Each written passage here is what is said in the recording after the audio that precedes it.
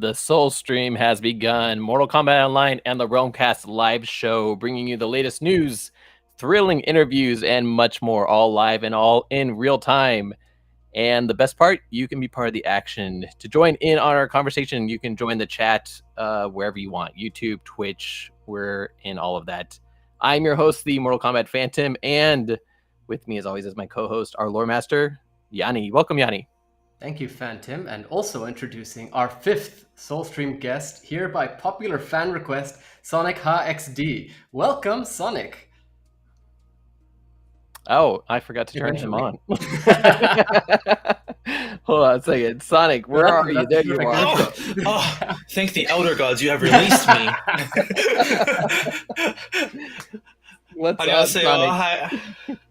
Hi guys, it's an honor to be invited, and I'm very appreciative of being on this very special secret seventh realm known as the Realm of Kast. It's a big honor. Very happy to be chatting with you guys. Sonic, we're glad to have you on. This is our first time having you on the show, so I'm excited to see what we get into because. We watched your YouTube, we watched you on Combat Kings. Oh, jeez. you see let's go. Well, thanks a lot for checking me out. Well, FANTiM, you said that you're excited to see what we have in store, but to be honest, I'm excited to see what you have in store. You've told me to go in completely blind today. As far as I know, we just have a certain set of topics that you've given me to announce to everybody, but I don't know what else is happening other than that. So, I mean, we got a lot of different news. And do you want to break it down or anything, Yanni, or should I break down what you've told me to break down? Then we'll see what happens from there. Excited. Yeah. Topics today include Ed Boon's consideration for Mortal Kombat 4 remake, the shutdown of the MK2 source code leak, secrets of MK11, Mortal Kombat references in HBO's. Sorry, spoiler, everybody, or The Last of Us. All while exploring, exciting fan theories and developments in the world of Mortal Kombat. Yes. So, I guess we should we're just going to jump into everything because I got a lot of stuff. Oh, and Yanni, welcome back. I mean, we should address that we've been gone for it seems like 2 years, but it's been only a month. Yeah, there's been a lot happening. We took a bit of a break. We did get back rolling with our last episode with Charles Marshall, Malibu comic writer and creator of Hydro. So if you haven't checked that out, guys, check it out. It's a really cool one. But yeah, we're back. Welcome back, FANTiM. And welcome back to everybody joining us in the chat as well.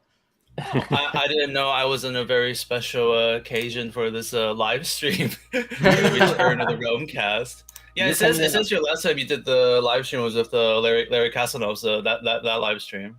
Yeah, that's right. That was our last live stream, and I got some follow-ups on that for everybody today. So I'm so excited. And we got the new studio. I call this Beans is a Layer because Beans is my pet.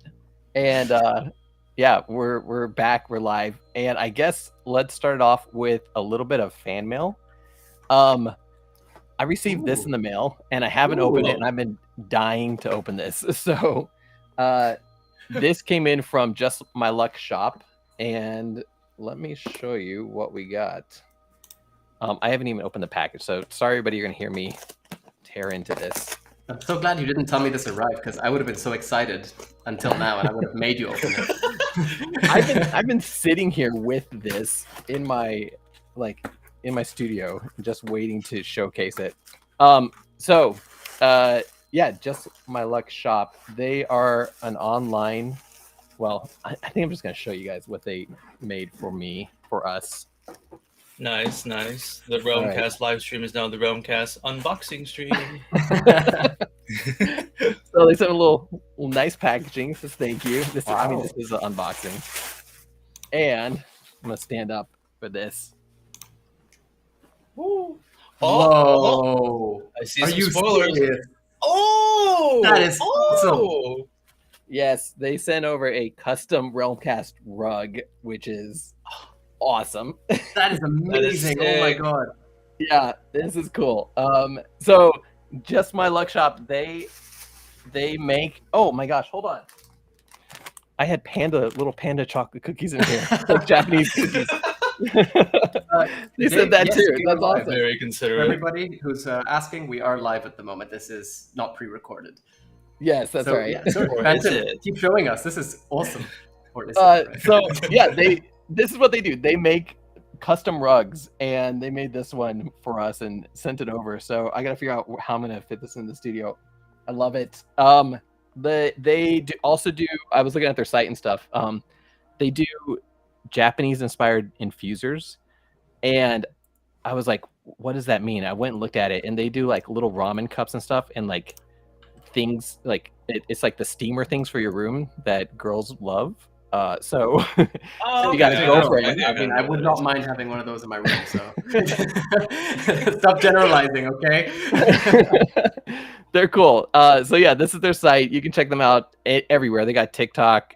They got all social media. JustMyLuckShop.com or Just My Luck Shop on everything else. So have a look at them. Give them some support. It's small business, and as you can see, they do awesome work. Like I'm actually really excited. I've been dying to open this thing up, and I didn't want to make this an unboxing, but look at this. That is super sick. Just my luck. That is very We sick. wouldn't mind a second one.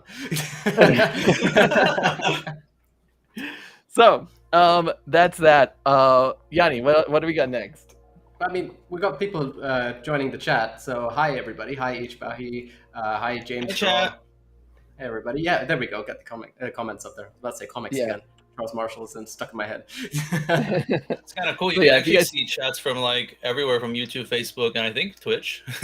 Yeah, that's right. So anywhere you join, you can leave chats, and we'll be able to respond to you guys. They'll start showing up on the screen now. I had to turn it off for a minute so I could show off our new Realm Kast rug. Does Twitter show the chat? as well? Twitter doesn't. Twitter doesn't have a chat for some reason, and so that all gets lost. Oh, you guys are live streaming on Twitter too? Oh, okay, that's really cool. Yep. And if you are like confused on what to do or where to follow us, just go to Mortal Kombat Online, and you guys can see everything there. So See the live stream on Twitter now. all right. So I think we're even on we're streaming on Instagram, but that doesn't actually have comments either, does it? Just like Twitter. what was that? Does Instagram have live streaming too? Pretty sure it does, but just no comments. Yeah, I don't think we're on Instagram like live. That's something we still haven't got figured out because it's, all right, it's gotcha. weird. See how long it's been? I've totally forgotten all this, everybody. Yeah. What have we got next? Mortal Kombat 4 remake. Ed Boon has been talking about how he's considered doing it in the past, and I'm a bit frustrated as to why we've not gotten it because of that. Yeah, he recently put out a tweet talking about this, and I'll share it here on the screen so we can see. So there's amazing fan art made by Julio Khan. I'm assuming they're the ones that made this art. I don't know for sure, but and yeah, Ed Boon says, yeah, I've definitely considered this over the years as an MK4 remake poster. So yeah, like you said, why hasn't this been done? Okay, so I actually have thoughts on this. I think it kind of has been done if you consider MKX a MK4. Oh, that's a cute way of saying it. Yeah, I mean, in my opinion, they were trying to go down some of the similar paths of MK4 with MKX, and then MK11 they just did whatever they want. I'm just gonna crush that theory of yours and say, did you see Reiko, Fujin, or Noob Saibot as playable in that game? Right. Fujin did make it. Well, Fujin is in the cutscenes at least. Yeah. There's that. That's true. That although that was just more of a kick in the teeth for me, including with Rain. But yeah, should have got Reiko. Actually, other than like the first, I don't. I'm not even. Oh, I guess I did. They have like remade the first 3 games. Have they done like HD ports of like other MK games? None of them. None got released officially, technically, right?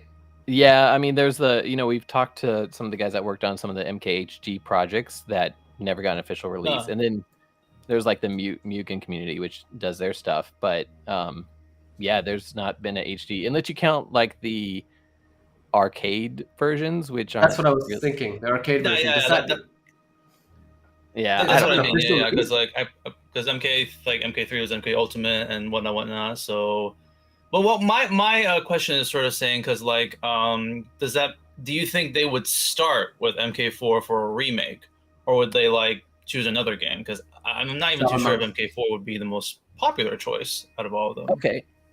Okay, so wouldn't MK9 have been a remake of MK1 through 3? Yeah, Like, isn't that an HD I'll remake? give you that.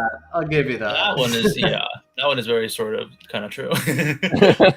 But I mean, to answer your question specifically, I feel like Shaolin Monks would be the first one they do, if anything. Yeah. A lot of people want that one. Yeah. I mean, Ed has been posting about that too in the past as well, saying how they wish they could do Shaolin Monks, and I'm pretty sure we've talked about this as well. That in his interview during the MK11 reveal, he said that they were interested in doing something different after Mortal Kombat 11 rather than just Mortal Kombat 12. It made it sound like he wanted to get into a different genre, maybe, although everything is pointing towards MK12. I kind of remember that. Yeah, the different. He doesn't want he's kind of hinting like NetherRealm Studios doesn't want to just be like a fighting game company. I remember that interview. Yeah, I respect that as well. Yeah, I mean, like Shaolin Monks wasn't exactly a fighting game, so yeah, they can do it well. James Draw in the chat says reboot, I'd say, rather than the remake I'm guessing for Mortal Kombat 9. So yeah, it's yeah. That's kind of true too. Yeah, because there are many changes based on the lore and stuff. Right. A few too many, but some good ones too. Smoke stays human. Hey, that's right. So you're condoning Cyber Sub-Zero? Is that what it is?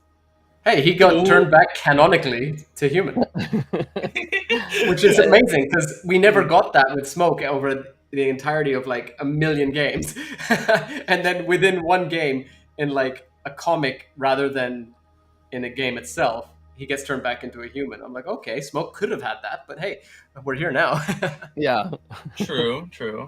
I actually feel like because MK9 had human Smoke, I think throughout the years I've just been seeing many more people be like, we want Smoke to return, and specifically the human version of him. It's like, whereas in like before Midway, it's just like like you said, Cyber Smoke, pretty much. Well, everybody wants Inara, like the Inara. Oh yeah, I guess after the arcade ending, because even then he did say his name in MKX too. Yeah, that's true. He's like, Smoke is dead, I'm a Nenra. So yeah, I mean, I've personally always been a human Smoke fan. But Smoke is one of my favorite characters, and I was always disappointed with the fact that he just stayed cyberized for ages. But Deception kind of found a nice, cool balance between the two. It's sort of that smoky form, which I would say is an Enra form, if anything. I know it's nanobots really, but it still counted in my opinion. Oh, I didn't realize it was nanobots. I just thought it was like an evolution, kind of like they did with Reptile. Bit of both. It was like an evolution of his cyber body with the smoke particles and something like that. I don't know. It worked out that way. Is that the one where he's like half Smoke, half Noob Saibot, the character? Yes, exactly. The dual character. Yeah, that was an interesting choice. Now that I think about it, yeah. So let's see what else we got. Did you guys see the Mortal Kombat 2 source code leaks this week? Or it was last week, a few weeks ago? Oh, it was last month. So I think I've seen a couple of these. You just went from last week to a few weeks ago to last month. I know. I'm used to doing this monthly, and now it's like we've had such a long hiatus for not that long, but kind of long. So Mortal Kombat 2 source code got leaked, and people like data miners started diving into it and pulling out cool stuff like this, which is awesome. It's an alternate ending for Shang Tsung, like alternate art for it, and you can see Shang Tsung walking into the portal in the background there. And then let's see, I think there was a few other things. They're obviously not in this article, but Warner Brothers were quick to jump on that and completely shut everything down. So there's still some leak or some footage of it. A couple, like the data miners still have it on their computers and stuff like that. So there's still some stuff kind of coming out about it, and there's some extra sprites that were used for the game that didn't make it into the game. Oh, no way. Yeah, so like you can see some cool like if these sprites had made it in the game, it would have given the characters more of a 3D look to them because of how they're doing like turns and stuff like that.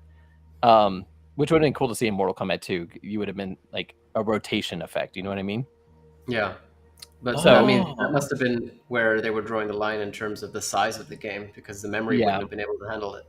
Exactly. Capacity, rather. Yeah. True. I wonder if that technology was brought into the mythologies, because isn't that like Yeah. a fighting game style, but like platformer? Yeah. I hardly You played could turn mythologies. in mythologies, yeah. Could you? Okay, so Mhm. yeah, it would have been similar to that, I think. I'm surprised they didn't incorporate it more into Mortal Kombat 3 with I mean they still had a little bit of that kind of effect to it, but it wasn't as detailed as they were trying with Mortal Kombat 2 in these data leaks. MK3 okay. was perfect in its execution, so I'm glad they didn't do that. Perfection. All right. And then next up, I mean, by the way, guys, if you have any comments on this stuff in the chat too, like I'm curious to hear what everybody thinks about this stuff because it's interesting. And we will get to People the are sort of still the loving roster smoke in the picker chat later. as I see. Yeah. Oh, there's so much smoke love going on right now. Indeed. So let's see. Besides the leak this week in news, one of our previous Realm Kast guests actually discovered something pretty cool. Brusque Poet was going through and playing Mortal Kombat Deception, and he found this cool little thing that happens if you keep kicking Onaga. So like, I fast forward 24 seconds in this video because he's been kicking him for 24 seconds straight, just so you guys can hear it. All right, so let me play this for you.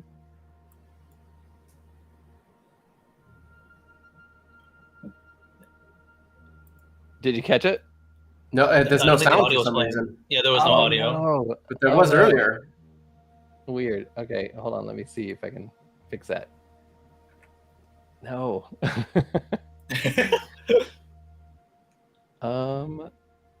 Let's see. Did you not See pay it? for Discord Nitro? That way I can't capture screen with the audio. Hold on, I'll pull it up on a different screen. Give me just a second. I actually remember seeing that clip. I didn't even know that was Brusque Poet. That was actually pretty cool. If he's the one who discovered it. I didn't know it was him either. And like, I saw news on it, and I pulled it up, and I was like, "Oh, this is Brusque." I mean, with, like, full respect to Brusque Poet, like, who else would kick Onaga for 40-something seconds? Good job. In his lair, he goes to every arcade version of MK, just kicking with every character. What might happen? Finally, it happens. This is where he doesn't tell everybody that he actually, this was his fourth character that he was kicking Onaga with. But it would just happen to be Scorpion. Yeah, he's definitely done it with every character. All right, let me give this another try. Make the sound yourselves. All right, here we go. Works. There we go. Yes, there's audio.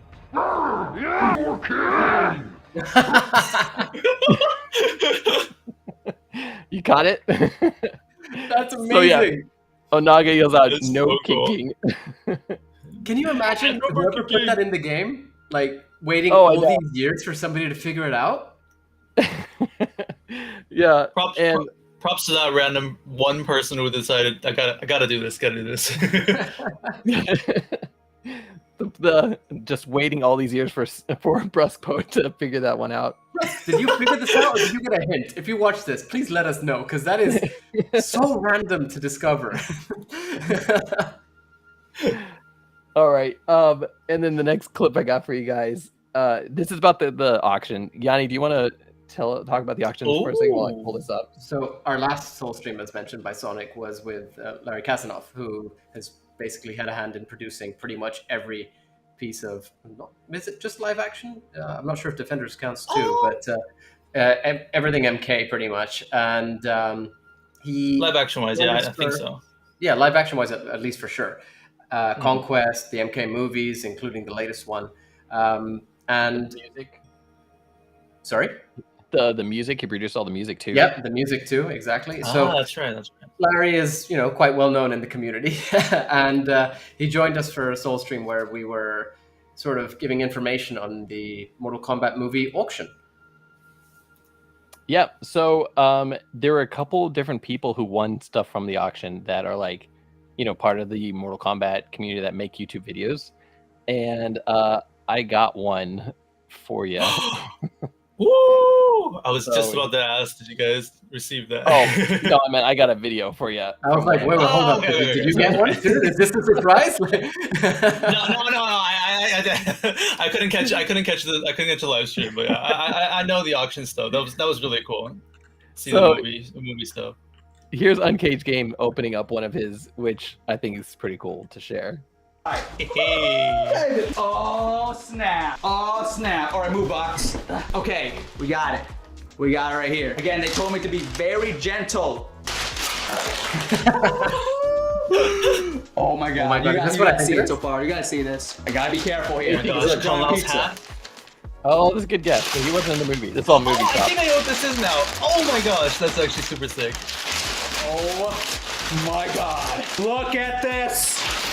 Would you just look at it? Holy Yep, it is what I thought it was. Oh my god. Oh my god! Wow! This is crazy! This was used to kill Scorpion in Mortal Kombat 1995. It's burned from Scorpionus himself. The back, there's some straps here, so you can put your hand. That makes sense why you can hold it up in the movie now. I'm gonna probably keep this so I can hang. So yeah, Uncaged got the Scorpion shield from Mortal Kombat. That is so sick. Yeah, I thought he now has the Scorpion shield in the '95 movie, and he also has a signed by the Johnny Cage actor photo of when he fell on the ground in the movie too. Really? I didn't know he had that. That's cool. He had a whole video about that too. The one from the movie, or does he have the one from? So he got a picture of the exact same picture, and he went to like a convention to get. How did I forget Johnny Cage, the actor who played Johnny Cage? Lyndon Ashby. Yes, he went to go and get Lyndon Ashby's like signing on it, and they wrote the exact same things in the movie. That's cool. Okay, hold on. I got another video for you guys.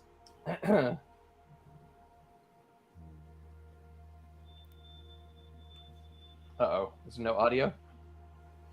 Well, wait, this one's... Oh, it's not even showing. Nothing. It's still you're still Uncaged on the screen. Okay, here we go. There we go. Should fix it. The thing about Uncaged Games, he thinks he's special because he got the shield. Oh my god. Scorpion's shield. He did not. But I think I got something that might be a little bit better or equally as good. So, let's have a look and see what I got.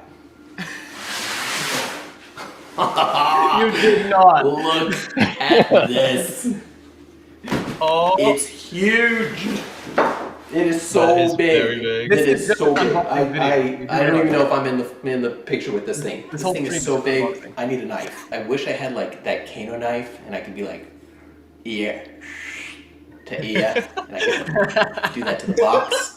But I got a knife. Hopefully, YouTube doesn't come after me for this. So this thing is packaged so well. I've already looked and seen what I got, and I'm gonna reveal it to you. It looks like Larry and his team really understood how valuable this is to us as Mortal Kombat fans, so they took really good care of it when they sent it over. Are you ready? I told you. Wait a second. Yep. Equal or greater value to what Uncaged got. This is the shield from Mortal Kombat 1995, the same shield that was used to kill Scorpion.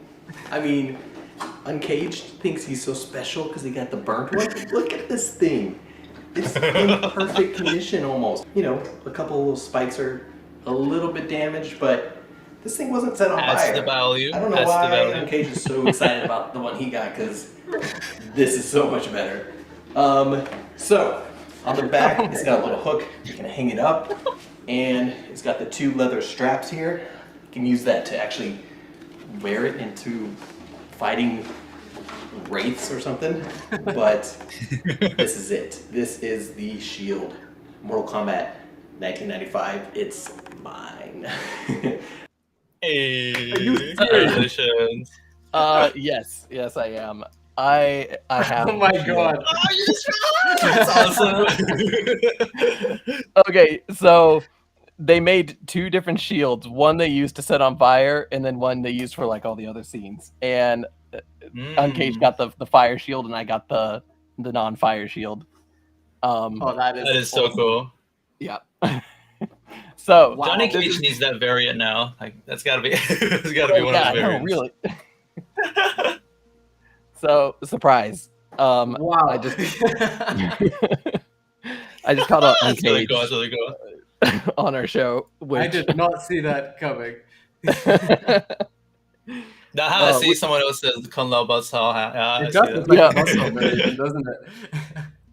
I made that same joke in my own video too. So like when he's like blocking the fire, it's like you just hear like Kung Lao like throw like a speech line for him in my own video too.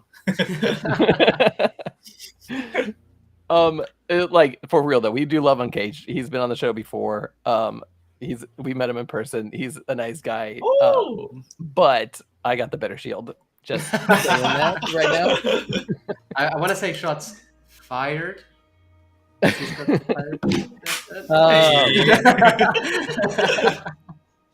do you? I want to make a small confession here. So like when FANTiM, when you like when you just showed the video, just then it took me about 5 seconds, being like, oh, he's showing another person like getting their auction item. That's very cool.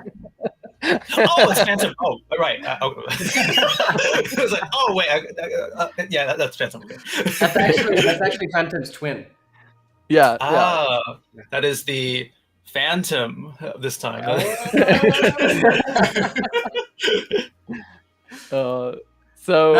Just before we move on, FANTiM, I got a comment. Yeah. I love the shirt, Sonic.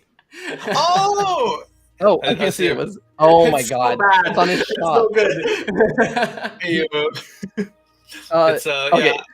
Sonic, you might as well shout out your shop for everybody. So oh my gosh, I'm so blushing. But yeah, like basically like last year, I kind of like I was like just in a bit of a rush. I was thinking, I want to sell some T-shirts, so I like designed a couple of them, and I will be.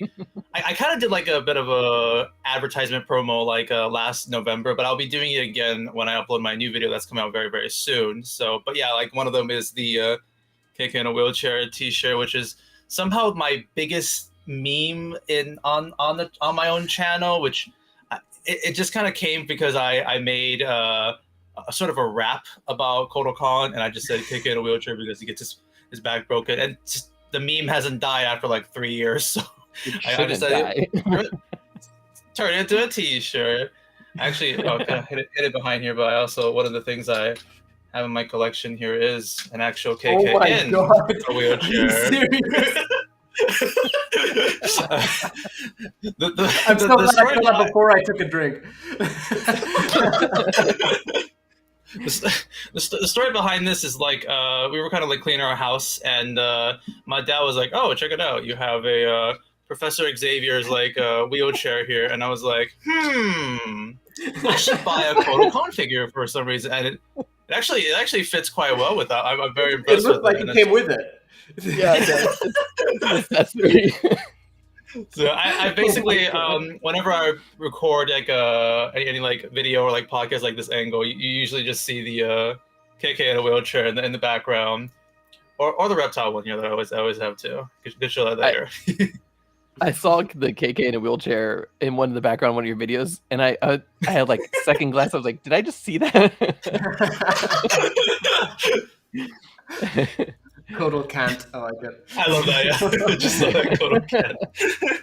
So bad, guys. So bad. All right. So next up, did you guys see? There's so much Mortal Kombat 4 news this week. Somebody went through and remade the Katana Melina ending in Unreal Engine 5 for Mortal Kombat 4. This channel's been doing it for a few of the endings. It's not just these two, right? They've done a lot. The channel name, for anybody who wants to follow them, it is Darko Sabutin. And Yeah, I don't know if I can play the whole thing because just play a little bit of it, but don't show the whole thing. Yeah. Yeah, we don't want to get spoiled by it. We don't want spoilers here. No spoilers. This is his best work yet, in my opinion. He's been put. Are like you they said, the he's been putting this out for a while. are they the people who did the Sonya and like Yes. Jarek Jax ending? one? Okay. Yeah. Oh yeah. Yeah.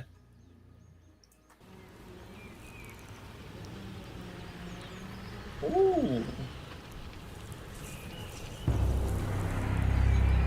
I mean, this one's gorgeous. Kitana, Just leave it. Models are really good. I want your status. Yeah, let's stop here. I want to be prince. That's really cool, though. Oh, I just feel bad, like the guys made a video and then we're just gonna show the entire video. It feels unfair, but that looks amazing. Yeah, definitely. Yeah. That is so good. The eyes are a bit trippy for me, but at the same time, I kind of love them. I love the outfits as well. Yeah. Well, recreations of them. He's great. So anybody who wants to check it out, please do. We'll try to put it up in the show notes for Mortal Kombat online, so you guys can find all the links that we've been sharing today. Oh, Dave, we know this guy from like the first one. We were just this is the latest video that's come out, so we're sharing that. I just wasn't sure if this was the same guy who's done the other endings or not, but judging by the style, yes, makes perfect sense. So yeah, awesome stuff. Check it out, and I kind of want to get through all this different new stuff as quickly as possible because we have plans today. We have plans. Ooh, fun stuff. All right, so let me see what else we got up on the board. Oh, okay. Do you guys know who Aaron Davis is? I'm assuming one of the designers in MK, well, just MK, but I'm assuming 11, judging by that tweet.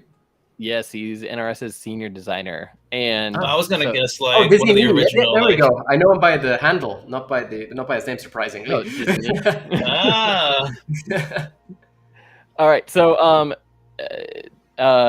Katana Prime asked him, "Did you ever witness the potential find?" Like they're talking about this.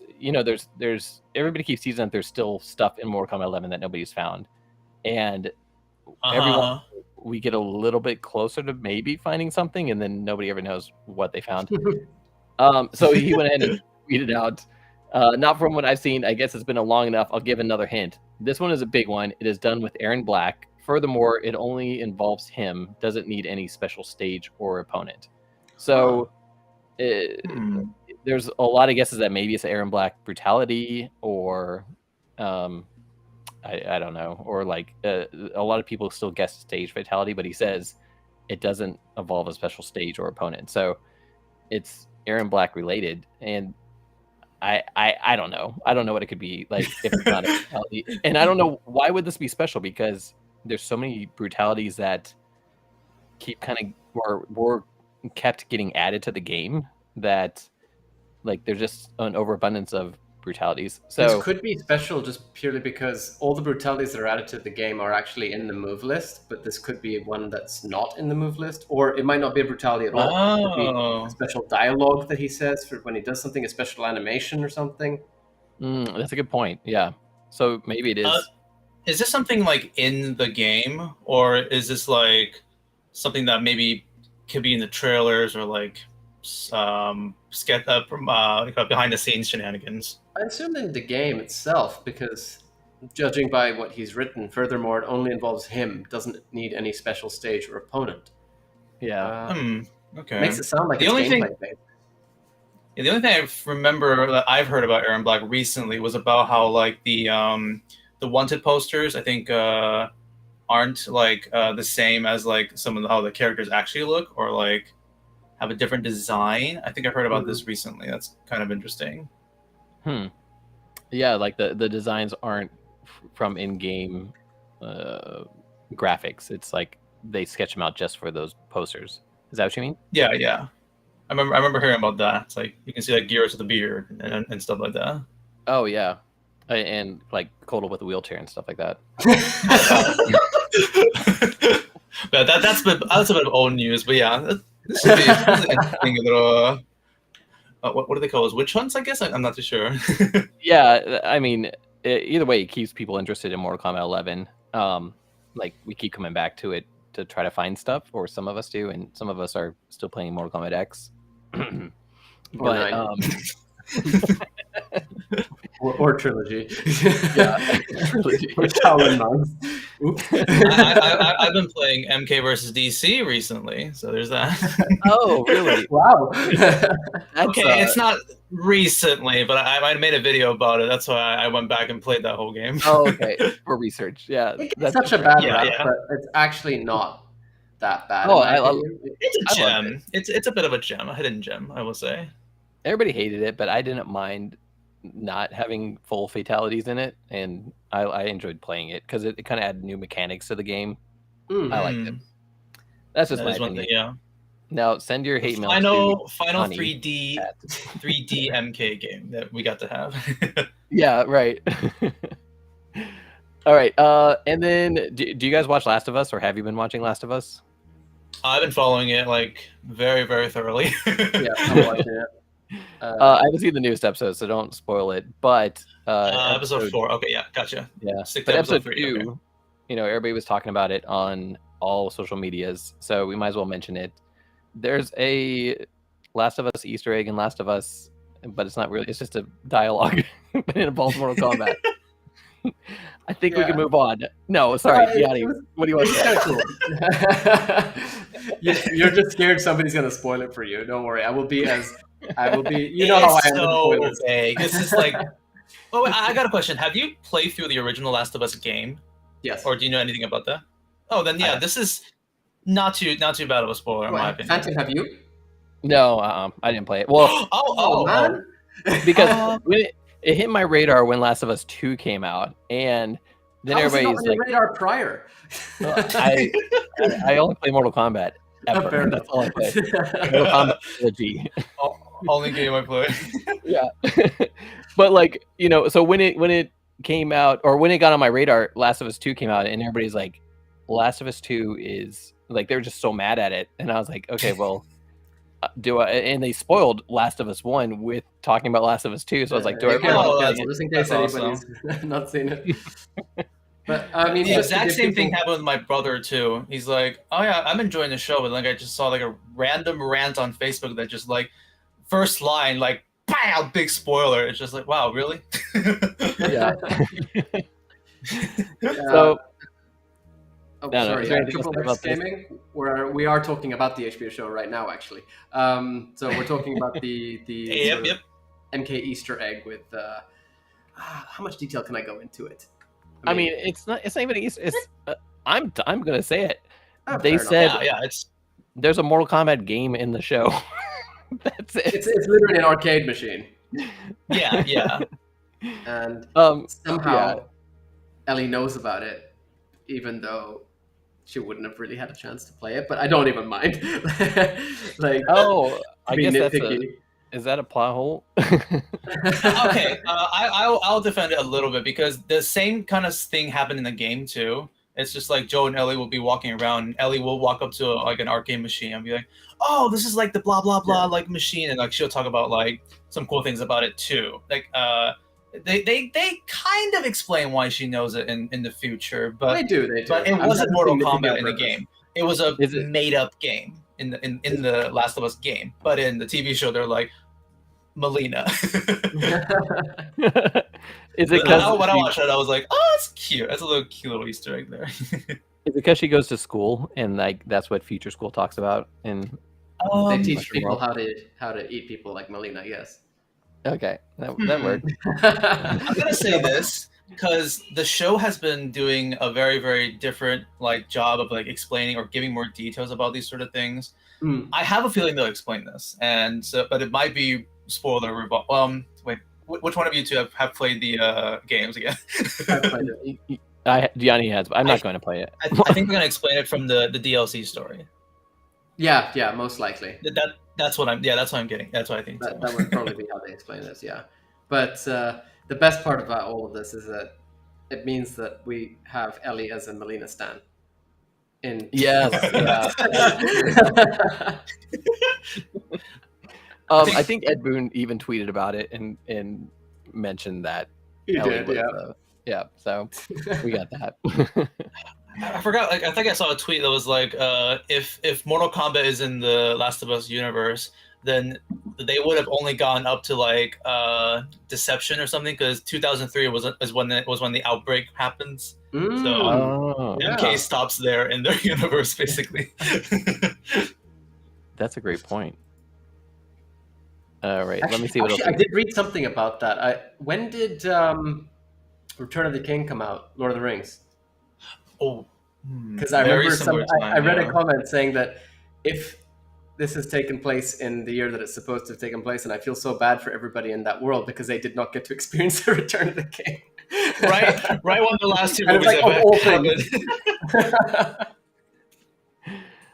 All right, so do you guys remember, or Sonic? I don't know. Did you did you listen to our episode where we talked with Casper Van Dien or with Garrett Warren, the director from Mortal Kombat Generations, Mortal Kombat Legacy Season 3? Casper. Okay. I know, and mainly it's because I actually haven't like had the opportunity to check out those TV shows yet. Oh, whoa! You haven't watched Legacy?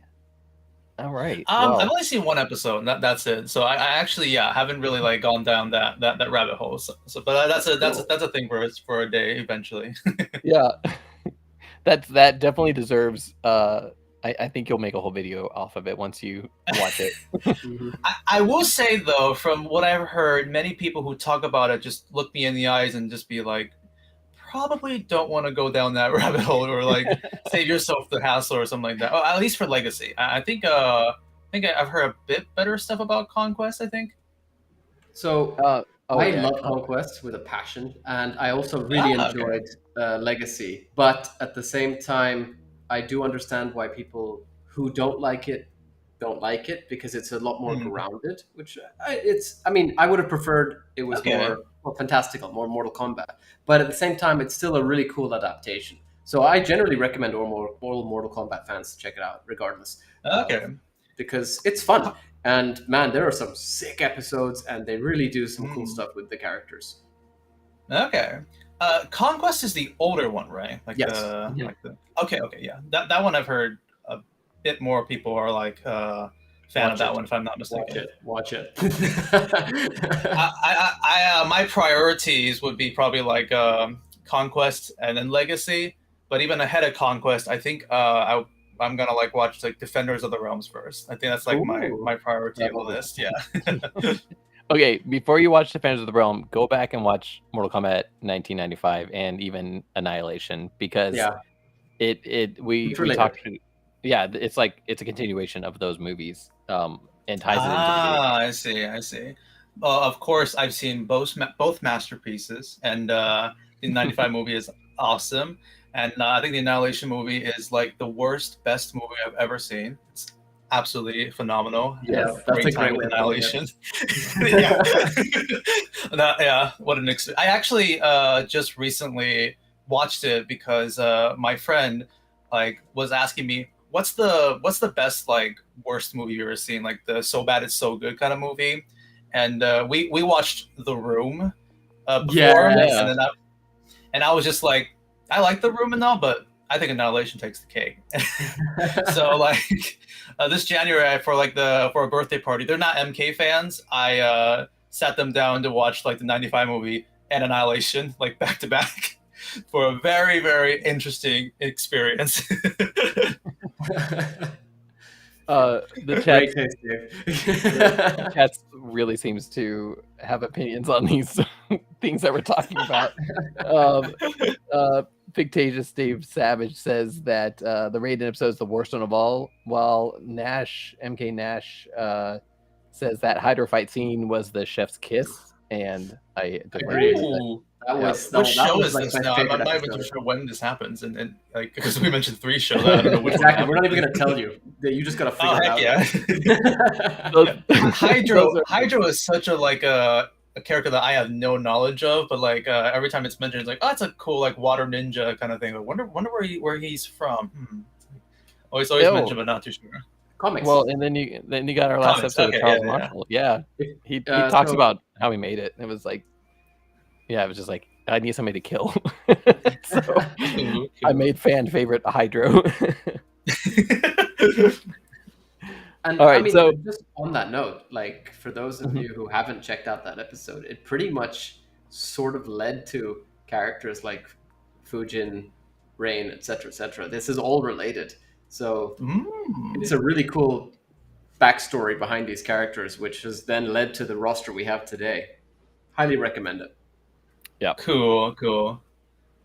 Okay, so recently we sat down. We've talked with different people from the third season of Mortal Kombat Legacy, which was never released, Mortal Kombat Generations.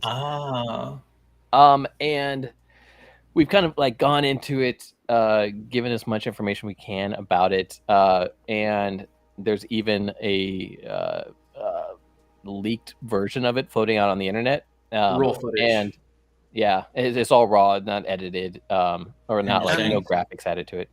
Also, we did have right before we recorded with Casper Van Dien, he was kind enough to post a few behind the scenes pictures actually, like for the episode, which was really cool of him. It looks That's so awesome, nice. man. The costumes were really cool. Oh yeah, so for the third season, they try to go with more traditional or like more video game related comic or costumes. So it looks awesome. But then other people are like, well, it looks like cosplay. And I'm like, well, That's what you want. yeah, they're wearing it. They're wearing the actual outfit. I'll never understand that train of thought, honestly, because you'll get people complaining that the characters don't look like their characters that they're supposed to look like, and that the cosplayers do it better. But then when they dress up like the characters, they say, "Oh, it looks like a cosplay." Which one is it? I want them to look as accurate as possible, or at least to have the essence of that character. And what they did with Generations, as far as I could tell, on the money.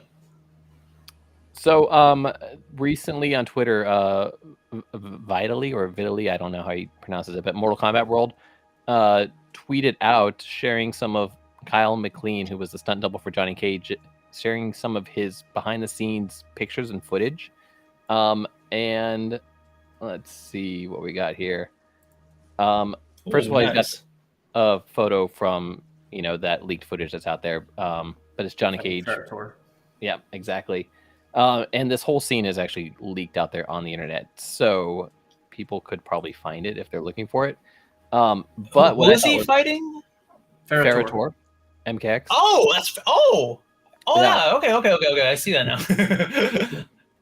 now.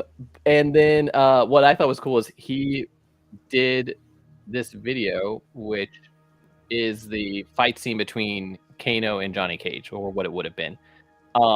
And this is, all from the stunt double, their choreography sessions and stuff like that. But this could have been Mortal Kombat Legacy. Really cool. 3. Like, I am so mad that we never got to see this in real life. So, yeah, it speaks for itself. And I love that somebody added the actual effects to it, as it would have been if it had gone. Oh, was there no effects on the original, or? So I mean, this was just from their choreography sessions. This isn't actually how it would have ended up in the movie, because he's one of Casper Van Dien's stunt doubles who would do all the Johnny Cage stunts.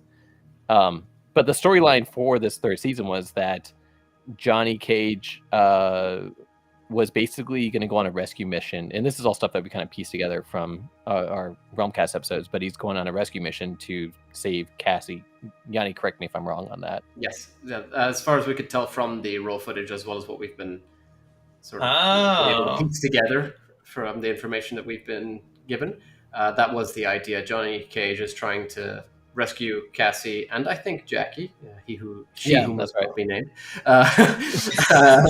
who get captured by Kano, or the Black Dragon, I'm assuming, just as a whole.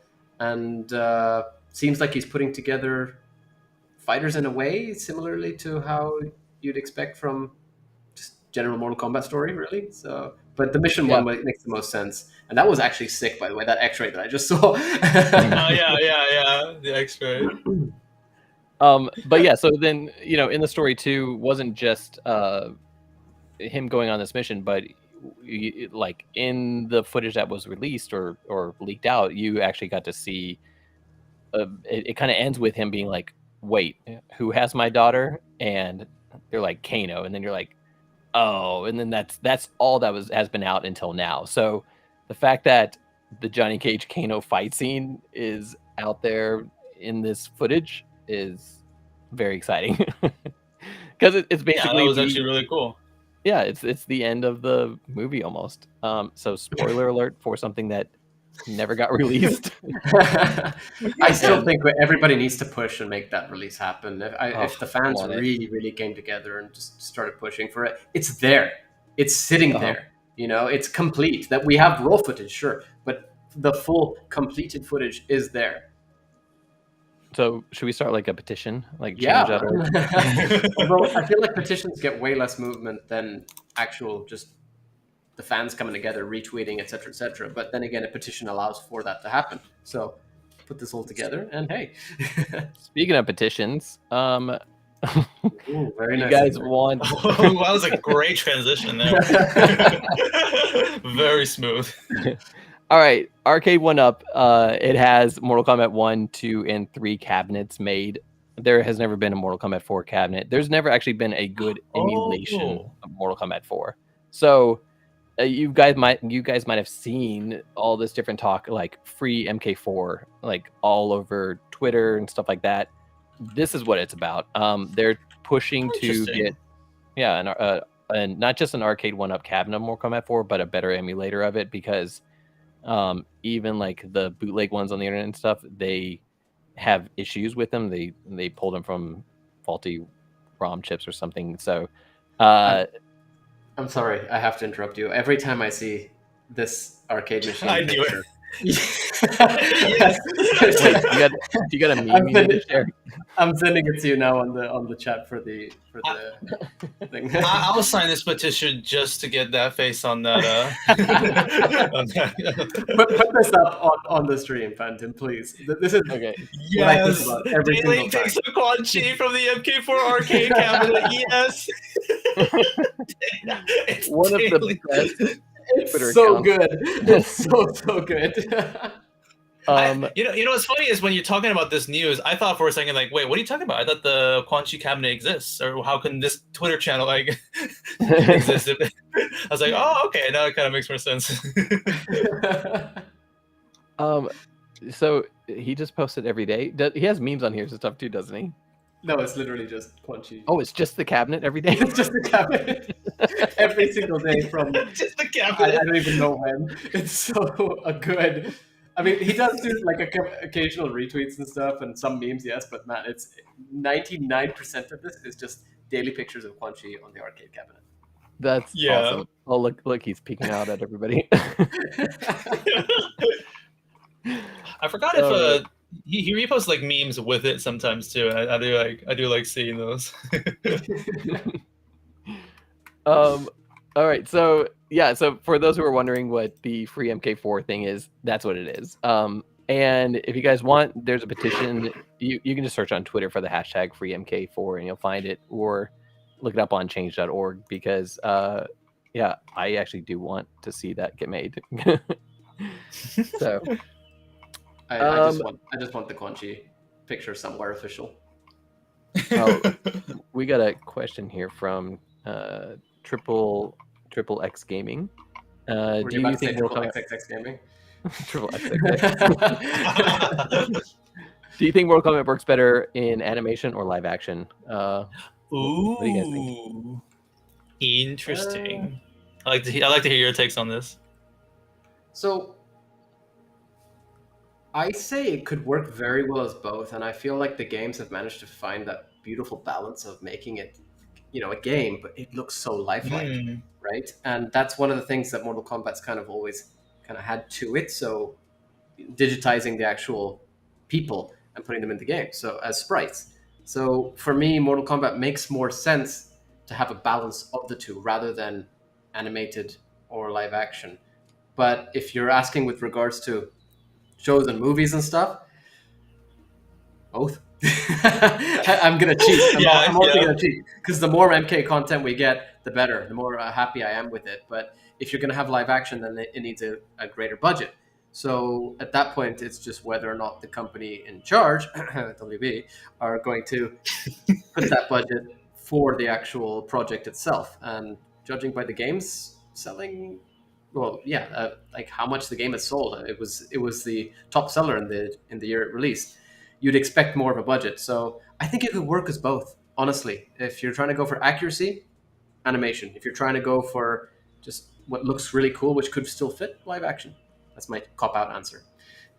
Yeah, I kind of agree with you. Like that's literally how I feel too. I don't want to necessarily just take the examples of what we have currently, but when I think of live actions, I think probably you can get more. I think mostly people would like watch live action, so there's that aspect of it, an advantage. But also for me, if I watch the live action MK, I'm there for the martial arts stuff. Like I'm there for like the kung fu martial art, like filming shenanigans and that kind of stuff. Whereas if I want like the crazy way out of their like attacks and like just boom boom pow, I think animation could convey that like a lot better. So it's like it really is like both in a way. Yeah. I disagree. Ooh, which one? What's your pick? All right, so yes. Okay, Mortal Kombat. It's a video game that was built around realism and then added like cheekiness and stuff to it. And I think it works really well as live action if they do it correctly. And I think that's how it should be. So for example, everybody was so excited about the new Mortal Kombat movie because of the casting, because we had actual martial artists that had been in these different series like Into the Badlands, The Raid, and stuff like that. And so that built up that hype for it because we were like, we're going to get the live action that we kind of want to see. And then Mortal Kombat 1995, in my opinion, is the most perfect adaptation of a video game movie that we've ever had. And so and that's because you had these teams that put together these martial artists that aren't necessarily movie stars, like they're not well known, but they were putting it together and trying to do live action martial arts performances on screen, as well as adding a lot of that cheekiness and like funny stuff that Mortal Kombat is known for. So I think it works best as live action if they do it right, which they kind of stop doing it right and they kind of focus on other things. I would love to see a TV show, MK Nash 8 saying the same thing, and Netflix adaptation. Something like that would be awesome. I think if the question was, would you rather see a movie or a TV show? I vote for TV show because so much lore, like not easy to fit into a movie, honestly. Exactly. Yeah, we've been saying that for a very long time. We're so excited for the movies and everything. We enjoy them. Yes, not everything's done completely accurately. Some things you're unhappy with, but a lot of things you are happy with too. But honestly, if it was a series, I feel like they'd have so much more to work with and would be able to fit so much more into there as well. So everybody could actually properly enjoy it without it feeling rushed. Because a lot of the times what I've noticed with movies is that it'll take its time setting up and everything, and then boom, boom, boom, boom. Suddenly, like it all just feels rushed and you don't know what's happened. It's just like, okay, this had to take place. Why? Oh, because of this. Okay, but how did it happen? Well, the execution wasn't perfect there. And if you had a series, you could actually take your time with it and properly set it up, etc., etc.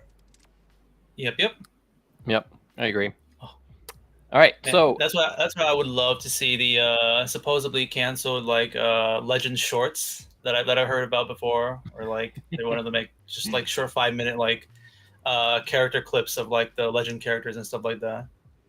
Oh yeah, exactly. I mean, I don't get me wrong, I love everything that WB's doing with the animation scene right now with them, like what Jeremy Adams has done, how that has kind of evolved into these like Mortal Kombat content, basically. Keep giving it to Actually, me. it's stories. Yeah. Yeah. But I would look. I want to see more live action stuff.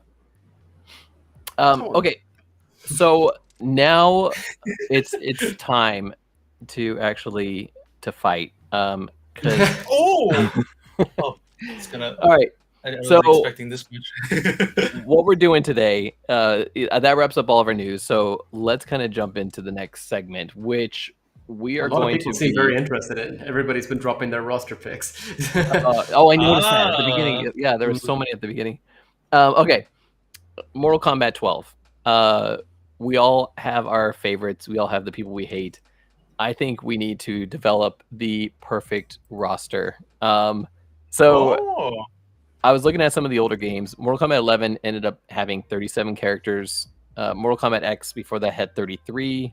Mortal Kombat 9 had 31 or 32, depending where you're playing it. So you've always gotten an average of, like, since Mortal Kombat 9, we've gotten 30 to 37 characters, and it's kind of increased every time. Now, but you also have to address the fact that you have the base characters and then the DLC characters too. Yeah, well, so that would be the total amount of characters each. So it was like 32, 33, then 37 was the latest one. Mm-hmm. And, with Mortal Kombat 11, you didn't just have 37 characters. You also had 3 variations, or was it 2 variations? And you could kind of customize it. 3 variations plus customization. Whereas MKX, I would argue, actually had true variations instead. Right. So you're actually getting like 99 characters in 104. Wait, something like that. I wouldn't say that. Don't give them this to work with. To say, oh, we gave you 100 characters. No, you did not. Do not give them that. Jade and MKX, the one where Katana can actually use her staff, or when Melina, before she was announced, she was in Katana already because the size. Yeah. That's how I saw. Yeah, that's how I saw it when we got 11. I was like, all right, well, we're not going to get Melina because we already got her. It's right here. It's Katana. Yeah. I love that everybody got proven wrong with that. Okay, so we're going to build our own roster today. Dog made a joke about saying, like, okay, so what's Katana going to steal MK12? Like Sindel's hair or something? Oh my gosh, what if MK12, she's like, it's like 30 years in the future. She does steal their hair. Anyways. All right. 30 years. She's Indian. It doesn't matter. 30,000 years, maybe. How old is she?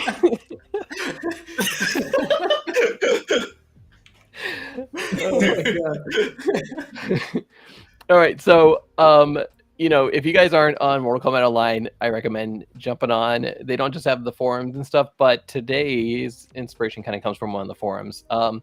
This is a post from a long time ago about from Nathan M. Thon posting that there was a roster creator generated from Molim on DeviantArt. So if you guys want to check out Molim's stuff, he has made this amazing roster creator.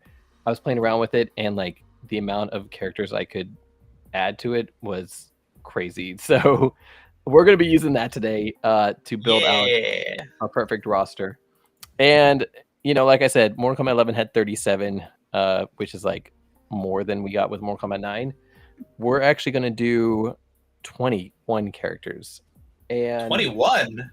Whoa. 21. Interesting. The reason is now I can see why the fight is going to be in this. Now I can see that now. See, Yanni always complains that Mortal Kombat 11 never got its perfect box, and I've decided to do it even better. So I'm giving him 21 characters. That's it. No, but FANTiM, that says 12, not 21. No, it's Mortal Kombat 12. just rearrange the 2 and the 1. Hey. You guys don't know how long it took me to put this in and make it a perfect 12. I was very curious, like, how does this like? I think I've seen this being used, but I always thought maybe it's like a Photoshop thing, but no, it's like a complete program. That's actually really cool. God. Yeah, so he made this with Flash Player, so I had to go back and find Flash to use it, but worth it. Very cool. And we can go through and we can choose whoever we want from a list of not just all Mortal Kombat characters ever introduced, but also special guest characters. Yeah, so Molam, thank you for your love That's of Mortal amazing. Kombat. Cool. Hey, So, Katana's fans. hey, Katana's fans has joined the chat. Just a reminder to anybody who's joining in now, you can join us on YouTube, Facebook, where else? Twitch, everywhere that you want. Instagram and Twitter. Yeah, well, except Instagram's not working. But so may or may not Instagram.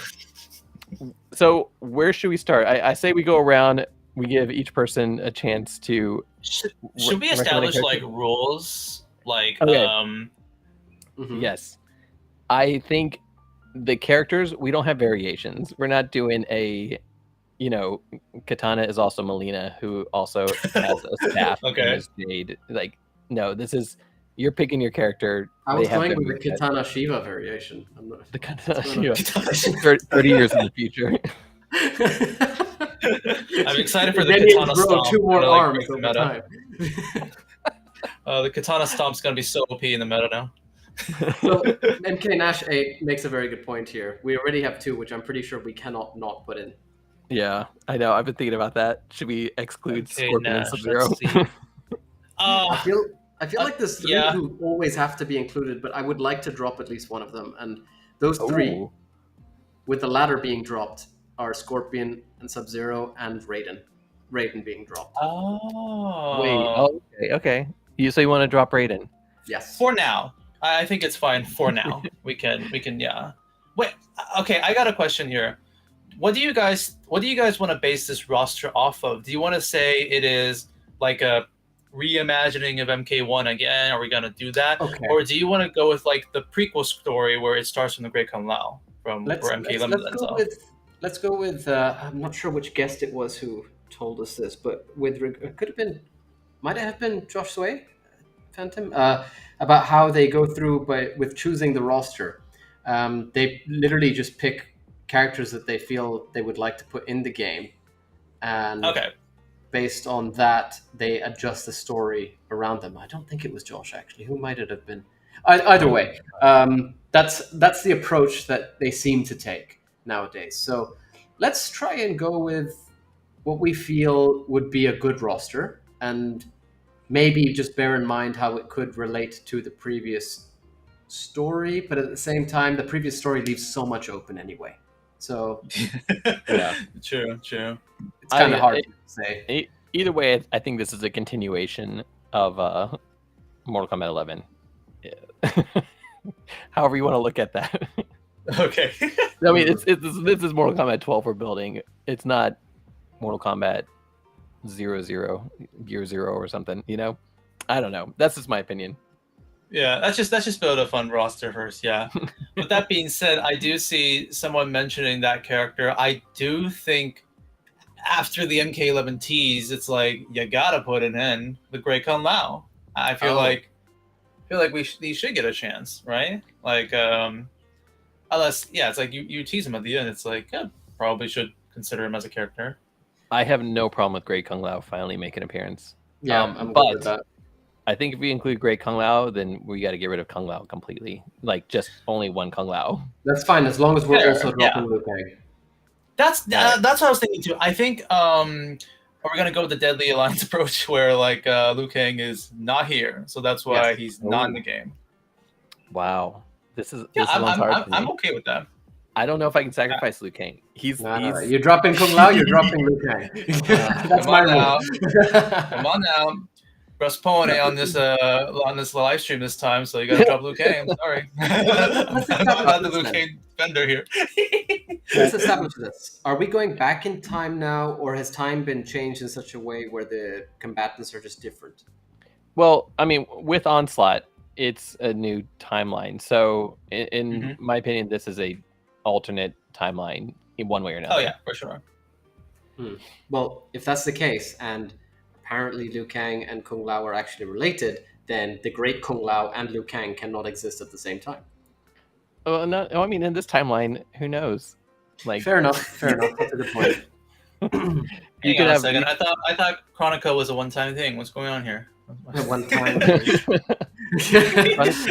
Kronika's dead. I am the Time Lord now, or whatever. So, she is. okay, Triple I am X the Titan. Gaming makes a good point here, which is why I dropped Raiden for Fujin.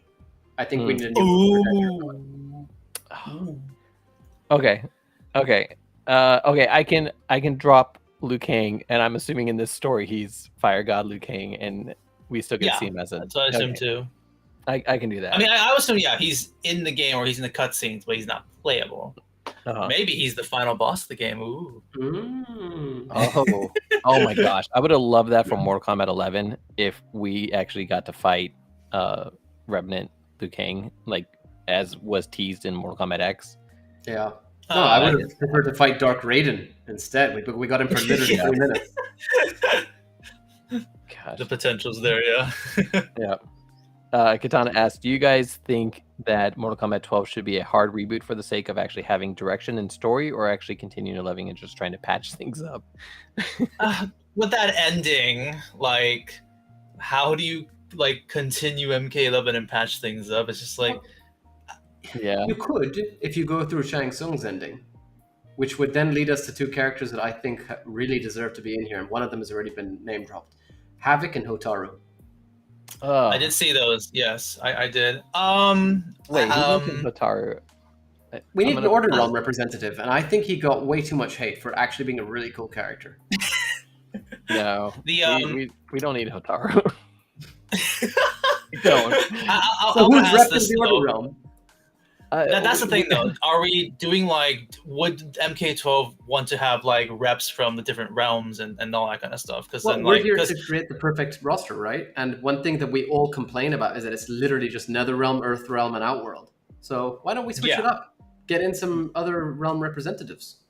That's no. Hotaru is one of those characters that will end up in Legacy as a one scene kill. Like he's not the one. You say this, man. You say this, but look at characters like Tanya, Fujin, Boraicho, Tremor. Tremor was okay. Prior to MKX, if I said Tremor, you would have been like, "Who's Tremor?" You would have said the same thing that you just said. No. Yes. See, I love Tremor. Yes. I love Tremor. Like he's the only salvageable character from mythologies. I agree, but he had nothing going for him in the way that I'm mentioning. For example, Hotaru did. Hotaru led an entire realm's forces. So in this case, I think that Hotaru being revamped could be an amazing character, especially if they kept the same design philosophy in terms of appearance. No, because it's very interesting. I don't think I've ever seen someone give so much love to Hotaru. I know, this is dumb. Very interesting. hey, come on now. Come on. I see Suha and Mocap in the chat. Like, we all got our favorites. I'll take Mocap. I will say this though. I think we can come to an agreement at least for Havoc. We can first put him onto the roster. And then we can see if we want to add in Hotaru later on. But we can. I think Havoc is just such a cool, weird looking character that I think people just really want him back. I think that's a character I would love to see. And I think we can have Chaos Realm without Order Realm. Just throwing that out there right now. I'm not trying to jump back into that. We don't need balance. I got a question here. I never read the MKX comics, but was Hotaru in it? Because I remember Havoc was a pretty big thing in there. Oh. He was not in it. Maybe he turns up very briefly. Very briefly. So Havoc can work without Hotaru. You're right. Making a good point. Fair enough. Let's keep Hotaru in the back of our heads right now. I don't necessarily hate the character or anything like that, but let's just keep it in the back of our heads. Maybe if we have space. Why don't we move over to the Netherrealm then and go with another character that MK Nash has been mentioning, who I will not allow you to say no to, Serena, if it's finally making her first proper appearance since Tournament Edition and Armageddon, I guess. Is it time? Ooh. It is time. Serena is in there. And Tim, you just put her in. You don't even discuss. I mean, dang. Are we gonna throw in Lee May too while we're at it? I mean, Lee May. It comes to a different discussion, in my opinion. That would be related to Outworld and the other characters surrounding that. But from the Netherrealm, somebody who would really work is either Serena or Ashra. True. Yes. Okay. I actually a year ago I made my own MK list too, and I also put Serena in there just because another realm rep and she's also like a demon, right? Technically, from what I've heard in the lores and stuff like that. Yes, she is. So the thing about Serena is that she's not just a demon. This is going to be my way of giving her points that she should be in the roster. So Serena is not just a demon who represents another realm, but also is tied into the lore in a very heavy way.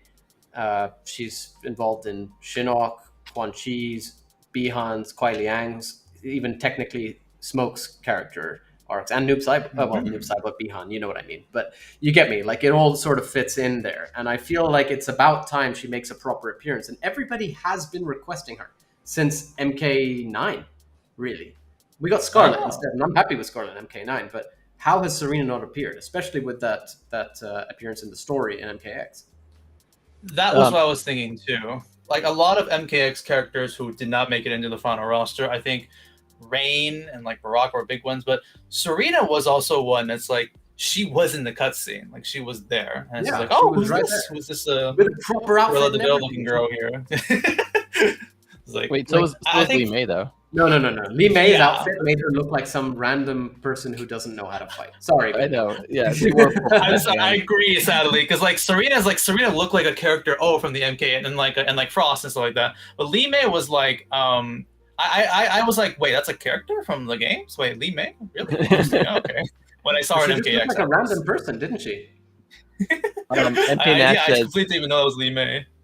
MK Nash says, or Chitaka for more representation as well. 2 birds, 1 stone. See, I would say yes normally, because I like the whole triple assassin thing. All of those characters are awesome, in my opinion. Kaya, Chitaka, and Serena. But are they the mythology characters, like the other ones? They're all the personal assassins for Quan Chi. But I feel like Serena has been dropped from the roster last second, and this is canonical. You know, like it has actually happened in the history of Mortal Kombat being made. She's been dropped from the roster last second too many times for her to not finally make an appearance. And if another one of the assassins was to make the place over her, that would be I don't know. It doesn't feel right.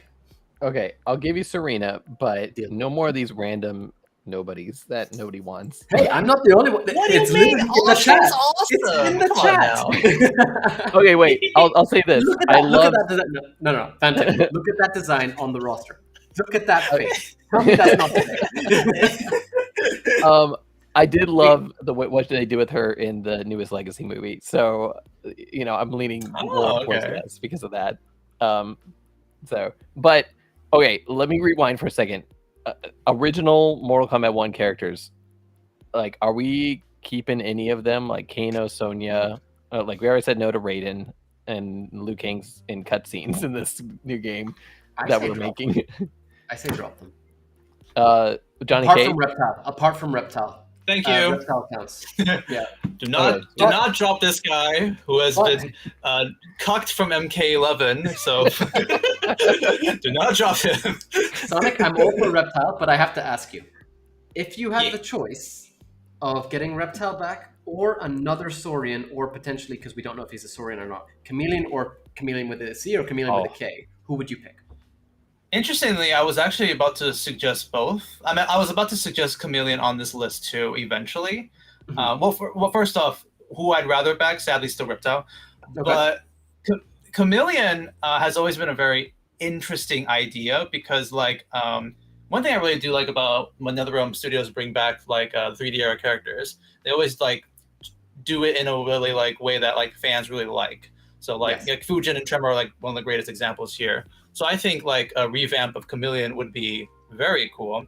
But two other reasons I'd love to see them is just because the concept of their fighting style is very interesting. It's just like based off of the color that the characters are like turning into, like the colors. There will be what ninja moves they could use and stuff like that. Switching between them, yeah.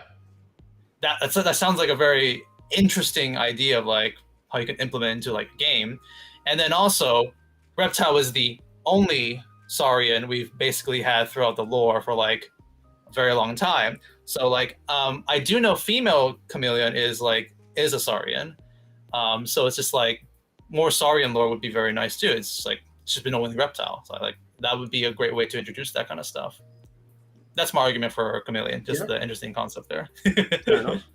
How about with Reptile, we sort of save him a little bit to see how the roster turns out, and that way we can sort of choose between the Chameleons and Reptile, maybe, or if not both. Yeah, Very we well. should put him towards the end. I think Reptile would be a very good choice. I really do, and I feel like, if anything, Zatera or just the Saurians in general deserve to actually have a lot of focus on them for once. You know what I mean? I'm gonna put them both back here just so we can Fair. remember. Yeah. Do you want to put Hotaru back there too, just in case? Or Is that Chameleon with a C? Are you going to put Chameleon with a K? Okay, so I'd argue just one Chameleon at least, just one Chameleon. I think even if they bring back Chameleon with a K, if anything, to be honest. I think mostly that's the one that most fans would want to. It seems like I like that idea, having both of them, like Reptile and female Chameleon, and okay. We'll talk about it a little bit more at the end to see where we're at, but I do like this idea. And then any other MK1 characters? Sonya, Kano, Johnny, I'm sorry, but man, it's time they get a break. Okay, so okay, at least in this roster, because we only have 21, at least only because of this roster. I'm not a fan of Cassie Cage, but Cassie is Sonya and Johnny mixed together. I'll stop you there. Stop. No. that was fast. Okay. There's only one combat kid I will even consider, and that's Takeda. Okay, I like Takeda. Yeah. Honestly, yeah. If we're not adding those three, the classic Liu Kang, Johnny, Sonya, then I do think we can try to approach this with the prequel idea of like, this takes place in the past, because that way it makes a lot of sense why these characters aren't here, and Takeda can just show up because of time travel, whatever. Takeda, we can keep him as an option. Maybe put him on the row with the Chameleon and Reptile choices as well, just in case. Fair enough. I'm pretty sold on Takeda, but I'll move. I like that. I like the what MK Nash just suggested there. That's pretty cool. King Kano as a character. I do kind of like that as a DLC character. Yeah, that'd be interesting. Yeah. Let's put the MK2 roster then and see who we pick from them, because we're getting a lot of requests for Kitana, Melina, and I feel like we should save them for later. All right. I was about to say so we can talk about. All right. I guess we'll save it for later then, because I think I was about to say something. Just because I feel like this roster kind of will create itself as we go. Does that make sense? Like, the more characters that we fill in, the more that will make sense. That the more whose places on the roster will make sense. Does that make sense to you? Because I'm confusing myself now. Kind of, yes. Katana's fan says, in all seriousness, I feel like Katana's journey and story is more interesting than Melina. That's not to say Melina is dull herself. I think I think those are fighting words for some of the MK fandom. No, I'm kidding. I love Katana, and I think we'll definitely get more into that later on. So okay, we'll get into that a little later. We'll move it on. What do you guys think about Shang Tsung? We did kind of gloss over him since we're talking about MK1 characters. Oh, okay. I have a better idea than Shang Tsung. I mean, I love Shang Tsung, but I have a better idea. Did you say Quan Chi? Okay. No. Wait, I didn't hear. What did you say? Did you say who? I said if you say Quan Chi, no. Replacing Shang Tsung again with Quan Chi. No, I see the Force Snake has entered Yanni's soul just then. Like, all right, hear me out. I think Shang Tsung should be replaced with Mortal Kombat X story mode endings version of Shujinko. Well, that's a very interesting to Shujinko. Okay. Yeah. Oh, I get what you mean there. Because in MKX endings, they're trying to track down this soul stealer, and everybody, as you're going through these different endings, you're like, Shang Tsung's back, awesome, and then all of a sudden it's revealed that it's not Shang Tsung, and I think that should be Shang Tsung's replacement. Basically the same kind of stuff. Yeah, you got thoughts on that? I do. I like it. I really like it. But I might recommend, instead of Shujinko, that we go with the same sort of idea. Nope. Don't even. Either Ermac, or going even further, since we're technically back in time now, Jared. Jared, right? I actually, that's a character I wouldn't mind seeing if we're doing like a prequel story too. I mean, I'd like that as well. But I think as a evil sorcerer shapeshifter, I think we should do Shujinko. Okay, but before we continue on with the Shujinko topic or anything, just put Ermac on the list right now. You can just put like, above Melina.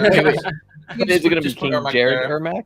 I want King Jared Ermac if we're going to do Ermac. I want King Jared Ermac. I think that would actually be a really cool approach to take it. And but Ermac has to be on the roster because, like, okay, I love Reptile and like people wanted him to be an MK11 and stuff like that. They had a new design for Ermac in MK11 for like years, and they just decided, "Pop, okay, we're done, guys. See you later. Okay, have a nice day." They even like, I think WB even like tweeted like just like Ermac's like new design is right there showing it. It's just like the worst part about that. Use it? What?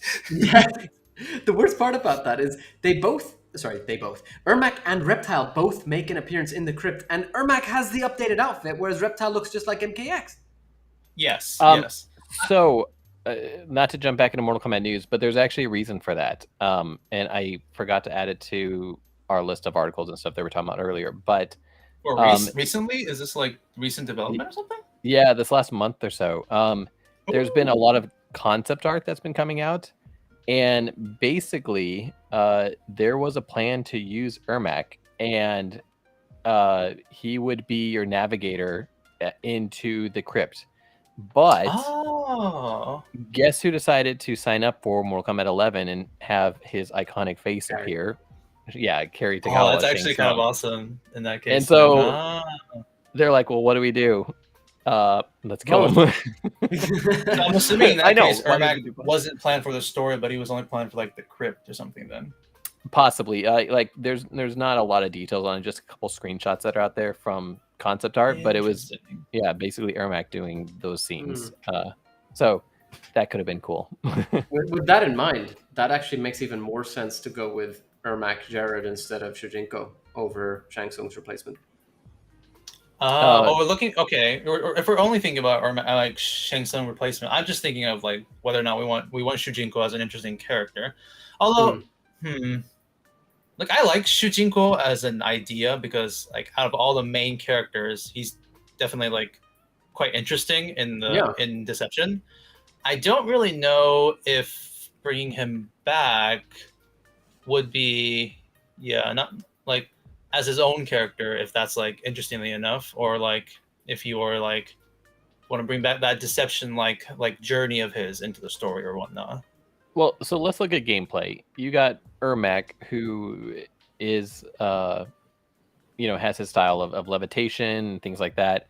Shang Tsung doesn't have that type of gameplay in him. He's transforms and he does skulls. So in my opinion, this is two different characters, and that's why I think a Shujinko that does Shang Tsung style gameplay would fit in really nicely with what we got going on here. Yes, but if you go through Ermac's, I think it was Ermac's MKX ending, he gets his soul sucked by Shang Tsung, right? I feel like there's some kind of relation you could have between the two, just purely because of the fact that they both deal with this kind of energy. And I don't know, just their sort of ties together. I think there's ties to each other, but I think they're too different. They're too different from each other to be replacements for each other. Guys, let's go in the chat. Should Ermac and a Soul Stealer be in the same game or not? Well, okay. The question just is, Ermac will be in here, but should we add another character? That's the question. I like that because I do think Ermac deserves to make a comeback, regardless of whatever else happens with this roster. Yeah, we have King Jared Ermac on the bottom here of our one. I hope if they bring him back, it'll be like not his MK11 design, but that'll at least be like a skin. I feel like they'll like do a new one again. Oh, I think they would. Yeah. Uh-oh. I feel thinking. I'm just looking through the character list for all the games. And I'm also looking at the chat. And I feel like jumping ahead just very quickly through MK2, through MK3, to MK4. I believe it's time that Reiko makes a comeback. Ooh, Reiki. Discount Shao Kahn. MK4 style Reiko. Not discount Shao Kahn Reiko. MK4 Reiko with the shuriken. Okay. Oh, so you'd be more ninja based than Warhammer based? He was way cooler in MK4 than he's turned out to be. I like discount Shao Kahn style Reiko. I think I like replacing old characters with newer characters, new versions of them. So why not both? You know, if we're gonna do Reiko. Yeah. You could. I think you can implement them well in a way. A bit of both. Like a power character that has a bit more speed to him than what we've had before. Yeah. Oh, I feel like Reiko is not characters. Sorry. bad of a choice because of him being more hasn't been seen for a while. I think he played a pretty major part in the MKX comics, and he's even made movie appearances. So it's not like they've forgotten this character in a way. Mm-hmm. So yeah, I could see this. Yeah. Pi wants to know how many of these slots are new characters and guest characters. Are we going to do guest characters? No guest characters. Not for the slot. No. Guest characters only for DLC. But what? Let's assume that new characters are separate from this roster that we're picking. Wait. What do you mean? Oh, you mean like new introduced characters? Yeah.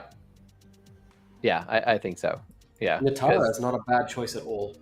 That was another one that I was going to bring up too. Like, just fan favorite. Like, people really wanted to see Natara. She's also sort of made cameos in the recent movies. I think the idea of introducing Natara, and not only is because she's a cool looking vampire character, but also the vampiric realm. I believe that's where she came from. I think bringing that into the story would be kind of interesting to okay, there is that place that exists and stuff.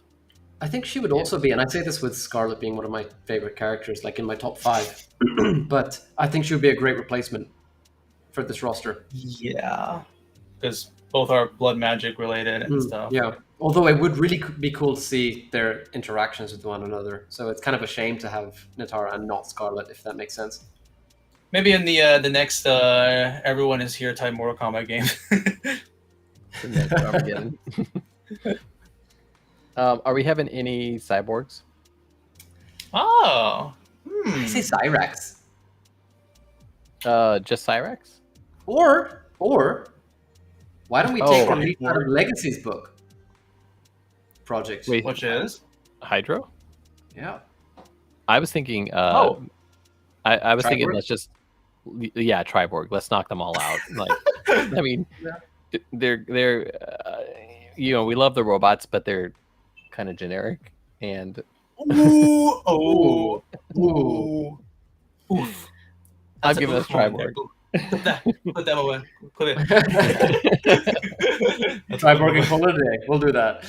How about I just saw his name come up? Tremor. Yeah. Oh yeah. I'm all for Tremor. Actually, yeah, especially because of how much people love him nowadays. I do think it's a good idea. Actually, yeah. Oh, me. Well, how can you replace Kotal with himself? Yeah, Kotal is meat. I think you got to fill Sonic in on this one. And I actually know this one. I think. I think I watched one of your podcasts. I think you explained this. It's kind of a cool theory. Yeah, that's yeah. Are we gonna put? Are we gonna put? No Kotal. Sorry, no Kotal. As much as I love the big doofus. No, sorry. Sorry, kick in a wheelchair. What's that? Did we not put Fujin in there? No, I don't see Fujin. Yeah. I'm not gonna lie. I do feel like Fujin's popularity really rose because of MK11 Aftermath. I do feel like a lot more people like him because of that game. Yeah, I'm okay with Fujin. But we are running out of slots. We are running out. That's right. We're getting there. We're getting there. Ooh. Okay. Going back to MK2, I'm Mhm. gonna put this one out there. I hope you both agree with me. I think it's Jade? about time he makes a return. Human Smoke. Yeah. Yeah, of course, I- of course. Yeah, I was shocked he's not even on the list this year. Yeah, Yeah, I saw his everybody name wants pop up, Human and I was Smoke. thinking that. Like, if they don't actually put Human Smoke into MK12, we riot. Honestly, I feel like Yeah. I feel like people like have been requesting for Human Smoke for so long. It's ridiculous that he's gotten dropped off like that. Honestly. All right, so MK Nash says, so no one wants Onaga? I think the big Ooh. baddies should stay as non-playable, in my Yeah, opinion. I think so too. It kind of makes them feel too weak. Like it was great having Shao Kahn and Goro and MKX and MK11, but I don't know. They kind of lose their threat level by having them be playable. If that makes sense. In a way, yes, in a Mhm. way. Onaga, Yeah. unless if there's a big change for him, I do feel like he should stay as like a big boss. Man, I really do wonder if they bring back Onaga, how they're gonna handle him. Oh, mean, I don't know. Sean I mean, Kittleson would have done a great job with it, in my opinion, based on what we heard. yeah. Oh, yeah. Mm. The whole Goro concept that Yeah. Goro becomes Oh, Onaga. okay. I remember hearing about that before too. Yeah, that'd been cool. Oh yeah, MK Nash says Onaga with a new Vissel and as a boss. I think that's perfect idea. I think we do Goro Onaga. Yeah. Goro Naga. I was Goro Onaga. That's what you're thinking. Okay. Yeah. I would be down honestly for Onaga to be playable if they do a good job with him. Although in that case, would he just be a final boss, or would he just be more like a menace in the story, or like as a character? I think Goro Naga would be a good final boss. Yeah, I think so. Okay. And also, I like the idea that's in the chat of Motaro coming back as a sub boss. Sub boss. Yeah, I was gonna say. Oh, Exactly okay. that. I thought you were going to say let him be a character. Okay, never mind. Motaro, finally, let's go as a character. So long. I think Motaro needs to come back, and not just to get killed off like off screen. Bring back non-centaur two-legged Motaro. Let's go. Oh, in a wheelchair. How would that even? Oh yeah, okay. I just thought of a character and just left my head. We're on the Motaro. Oh, I remember now. We had Goro playable in MKX and like Shiva playable in MK11. Do you guys think it's time for Kintaro time in MK12? Oh, I think as a sub boss. no, I think Not a playable? playable Kintaro would be fun. Instead of Shiva, instead of Goro, a playable Kintaro. I'm kind of worried to see their take on Kintaro, because Goro was done very well in MKX. Shiva and Shao Kahn were done so badly, in my opinion, in MK11. Like, Shiva does not seem. I'm sorry, but Shiva does not feel like she's actually a Shogun. Her body model is literally just one of the other female characters, just with 4 arms added. Whereas the Shoguns are supposed to be like way larger, more. I don't know. It just doesn't feel like she's a Shogun. MK3 Shiva was very fit. You know what I'm saying? And and a whole combat thing going. She's not gonna be I don't know, she's not gonna be like hulking Shokan. She's gonna be faster, but I think if we have like an MKX style Kintaro that like with the like fire breath and stuff like that, that'd be cool to have. Fine. Yeah, I'm down for that. Okay. I would love to see their depiction of Kintaro. Yeah. All Give him more of that like tiger part of him, maybe like clawing on people. It would be cool to see the tiger actually make more of an appearance rather than. I'd love to see the cat puns in the intro dialogues. Okay, so we got basically 2 slots left before we get into our. No, we have 2 slots left, but we're still discussing those all there. Yeah. Discussing. Yeah, there's a couple on the bottom that we're not 100% certain. Yep. That's going to be interesting to pull up. Other than Takeda, do you guys have any other NRS original characters you'd like to put on? Oh, I mean, I think, and I'm definitely going to get hated for this, but I don't think they should make a return now. But I think that Collector was the best new character. Oh, honestly, Collector. I actually, Collector is one of those characters that's just like, No. conceptually and moveset wise, I really do like this character. Like, Yeah. very cool. When I It saw was the very reveal trailer, MK. I'm like, yeah, it's like, oh, this is such a cool, interesting character. Not talking about what he does in the story, because in the story, it completely turned into just like this whatever character. Yeah, but like just exactly. the idea of him, I do really like. I don't want her to return. I'm just mentioning this as like a good NRS character. I do think Devora Yeah, is agreed. a very like interesting and like you said, MK character. That like disgusting bug like part of her. Like I like that angle of, like being pushed and stuff. Yeah, Night Collector. Like I do like that too. If it came down to the two, I'd pick Devora. And I'm not even a huge Devora fan, but it's something different. She's kind of become kind of iconic now in a sort of way. Yeah. So are we putting Devora in? No. No. I think she deserves to be. I apologize to my brother who really loves Devora and everything with her in it. So. Oh, what about Baraka? That's a bit of a toughie because he didn't return in X. He was in 9, not in X, and he came back in 11. Should he come back over 12? Yeah. Or should we let that be Melina? I say no. I say we drop a Tarkatan. Yeah. I like Sonic's idea. You got your love in MK11. You got your redemption arc in that game. So yeah, it's time for Reptile to get his redemption arc. Actually, it always ends up swapping between the two of them anyway, right? So it makes the most sense. Are we doing Dagon or? No, I think no Dagon or Taven. Sorry, no Taven. Sorry. Okay. We are arguing. We're arguing for Shujinko. We're not arguing for Taven or Dagon. Sorry. Yeah. Let's see. I'm thinking MK3 now. What about Cabal? Ooh, that's tough. Because then, okay, Cabal or Striker?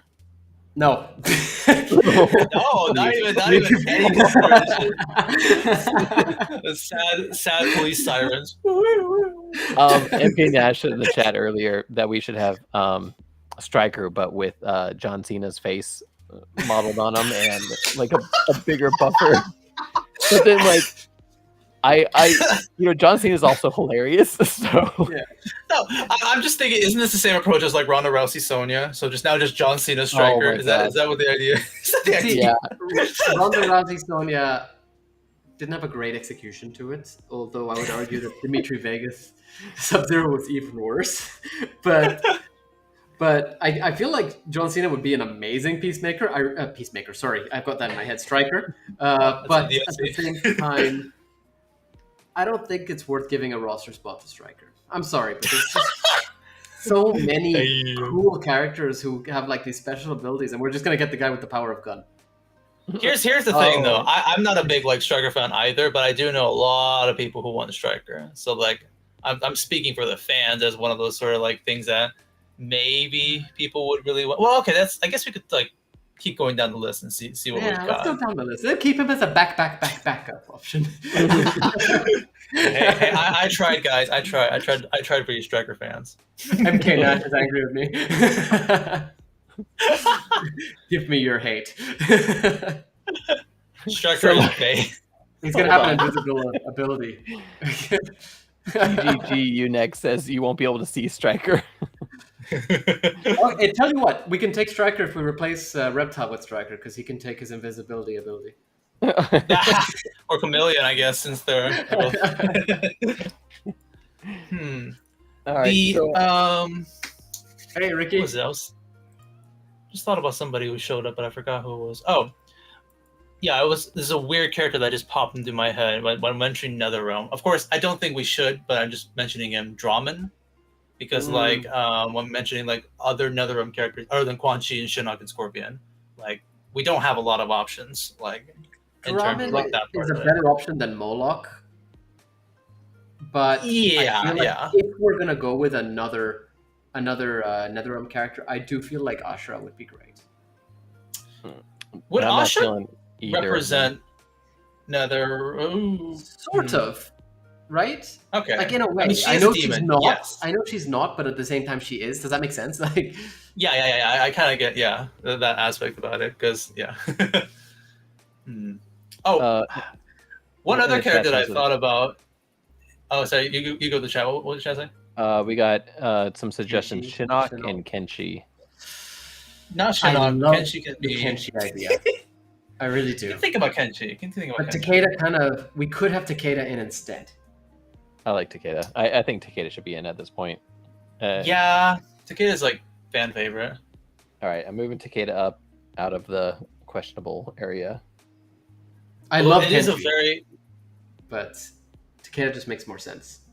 We all love Kenshi. Come on, we all want Keanu Reeves to be in the game. Yep, yeah, we do. I gotta say this though. This was my idea when mentioning Takeda. Should Takeda be like a DLC character if we're going in like the past and just somehow time traveling bring back Takeda? But like That's what I was if thinking, Takeda's in the main roster, that would be like one of those things where it's like, well, how do you explain him in the story kind of a situation? That's how I approach it. Like with the combat kids if they want to come back. Sonic, I'll tell you how we explain it. It's an alternate timeline. That explains everything now. Kenshi's 15 years old, but he also has Takeda's running around too. Who's 25. It works. Ricky Granick, I am pushing for 3D era characters. I've tried Hotaru. I'm trying Ashura. They're saying no. Hey, we're putting them in. You got Reiko and you got Nintendo. You got your Reiko. Be happy. Wait a second. When did we say Scarlet? Why is she up there? No, she should not be up there. Oh, Yeah, okay. Sorry. I know you said you really like her, but it's like, yeah.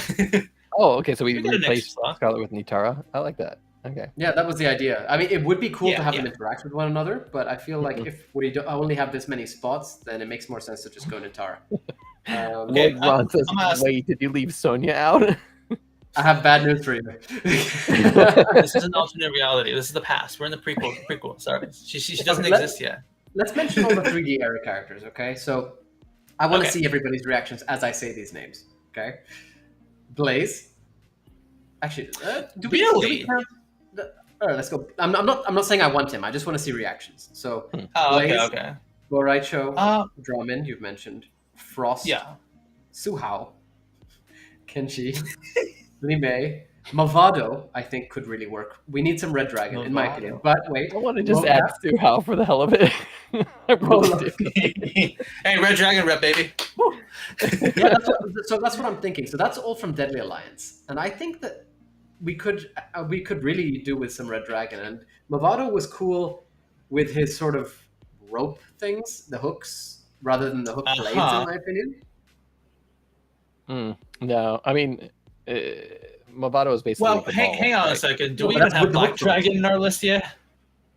Oh, do we? Anyway? No, but the Black Dragon needs a break, man. Same with the Special Forces, in my opinion. It's been done to death, and I mean Well, I that guess, literally. Yeah. Well, we got Tremor. Was he Black Dragon or Red Dragon? Yeah, but he kind of leaves. Yeah. So Okay. I think that covers it. Yeah. Red Dragon is like sometimes more separate from like the Special Forces, right? If I'm not mistaken, like their agendas Yeah. and they're in the lore. Yeah. So, okay, A I lot can of see. Red I guess Dragon- I could see no Black Dragon and just Red Dragon. A lot of people in the chat are pushing for at least one Special Forces character. We got Takeda, dude. There we A go. lot of people in the chat are wrong. I'm joking. Yeah, I think But- Takeda covers that. Takeda counts. We don't have any guns, will- but we got blades of whips, Lasers. blade whips. Yeah. I tried Striker, guys. I tried. I actually wonder if we're having Takeda. Do you guys think we should have Kunjin? No. Nah. I mean, Wow, you both shook your heads at the same time there. Nah. He has potential over the rest of the combat kids aside from Takeda, Yeah. but nah. I think I'd rather have Ironically- Cassie than Kung Jin because Cassie, like I said, is a mix between Johnny and Sonya. Like it's Yeah. both characters. Hmm. And also, she's very, very popular too in the fandom. Should we throw her in? No.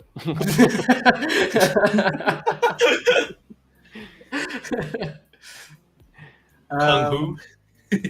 I've not heard anybody mention these names, so I'm gonna do it anyway. I'm seeing Kira, I'm seeing Cobra. I've not seen Dairu or Darius. I actually was thinking of Dairu when you were mentioning Hataru. Just- Yeah, I think Hotaru's the way better choice in my opinion over Dairu. Honestly, I agree with that. Out of those three, at least, like Yeah. if we're thinking of the Order Realm rep, I feel like we're missing some core like characters Well, that we like kind of skipped over MK2 and 3. So, for example, I would Yeah. say Rain. Rain again. It's always a battle He's not between made it Rain into and a base Tanya. roster. He's not made it into a base roster in so long. Like, forget I DLC, want- base roster. Instead of Oh, Rain, that's I would true. rather have Hydro. Yep. If New it's Hydro, character. I'll take it. I'm okay with playing Hydro. I don't know because like, okay, But Hydro well, could count as Triborg. Oh. yeah. Well, Yep, okay, Hydro no Rain. could kind of count as Rain too because they're both water ninjas. Yeah, but Rain has more to do with not just like actual water, but also lightning, for example. Hmm. And he's got the super kick. I don't know. I don't know. I like Rain, but I'm not. Rain's interested awesome. in- See, my Having logic it. is this, okay? Like, fair enough to you guys. I'm gonna push him because he's my favorite. But for me, I have these things in mind. One, he fits very well with the sort of timing of this roster. Like, it looks like it's kind of in the past, sort of, and he's a Denian. The other thing is that, as I said, he's not made it into a base roster since Trilogy, yeah. So he has, and technically, if you think about it, that was also DLC, right? So Armageddon is really the only one that counts, and everybody was in there, so it doesn't really count. So 9 DLC, X skipped, even though it was in the story as a Wasn't the freaking main story. character. 11 DLC again. In my opinion, he deserves a base roster appearance for once. But let's look at the other characters and see if anybody deserves to Since we're talking about Rain, I think we should talk about the other side of the coin, Tanya. It's always either one of them. I would like Tanya, but I feel like we've got Serena, Nitara, and Chameleon. And maybe the other Adinian characters. But then again, like, we have so many male characters anyway. But it's not just about hitting the a certain number of female characters. I don't know. I just feel like I love Tanya. I really do. Like, she was one of my mains in MKX. But I don't like she. I like her on the roster, but I feel like somebody else is more deserving over Tanya, potentially. I think so. I think she's a good DLC, but yeah, I think somebody else would be better. I don't know who yet. Rain and Tanya, like I always welcome in the game because that just means we get more Adinian lore. And just Adinian shenanigans are always like something I like to see. Oh, do we need Shiva? Or do we need Shiva in here? Shiva, No, we already had Kentaro. Oh, okay. Yeah. What I about find it Sindel? interesting that nobody has mentioned Jade or Jax. I don't think either of them should be in it, but Jax is because like that's another one of those characters that's like in the present day. So that's what I wasn't really thinking about. Yeah. Jade, Jade is My one of my opinion, favorites this is where I'm going to come back to Katana Melina. This is going to be a hot take. Fair enough. both Let's go Katana, Jade into the Melina, Katana Melina Jade. discussion then. Whoa, Wait, what? Whoa. No. I guess we're getting into the Katana Melina debate now then. Yeah, What's we're going doing on? this now. Hold on. You need to repeat that so What all did you of just say? listeners can hear that. We drop both Katana and Melina and replace them with Jade. Okay. Man, I like Jade, maybe even more than Katana, but that ain't it, Chief. Jade. Okay, I'm not thinking about like fighting character coolness wise. Now I'm thinking about lore. Like Jade has just kind of been like Katana's like friend or like the maid in a sort of way. That's how I kind of seen her. Katana is the Adinian like story. That's her. That's the Adinian story going around there. But Katana, at least. So everyone disliked that. But I like to ask, like, why is that opinion? Like, why do you think Jade should replace those two? Everybody, okay. The reason is because it's always Katana Melina, Katana Melina, Katana Melina. But if you consider, for example, MK Deception, who was in the roster? Melina, Jade, no Katana, right? And on top of that, it's always between those two. Why not push Jade's lore in a different direction rather than Melina and Kitana getting the same story repeated over and over again. I love Kitana and Melina. I really do. I love them as characters.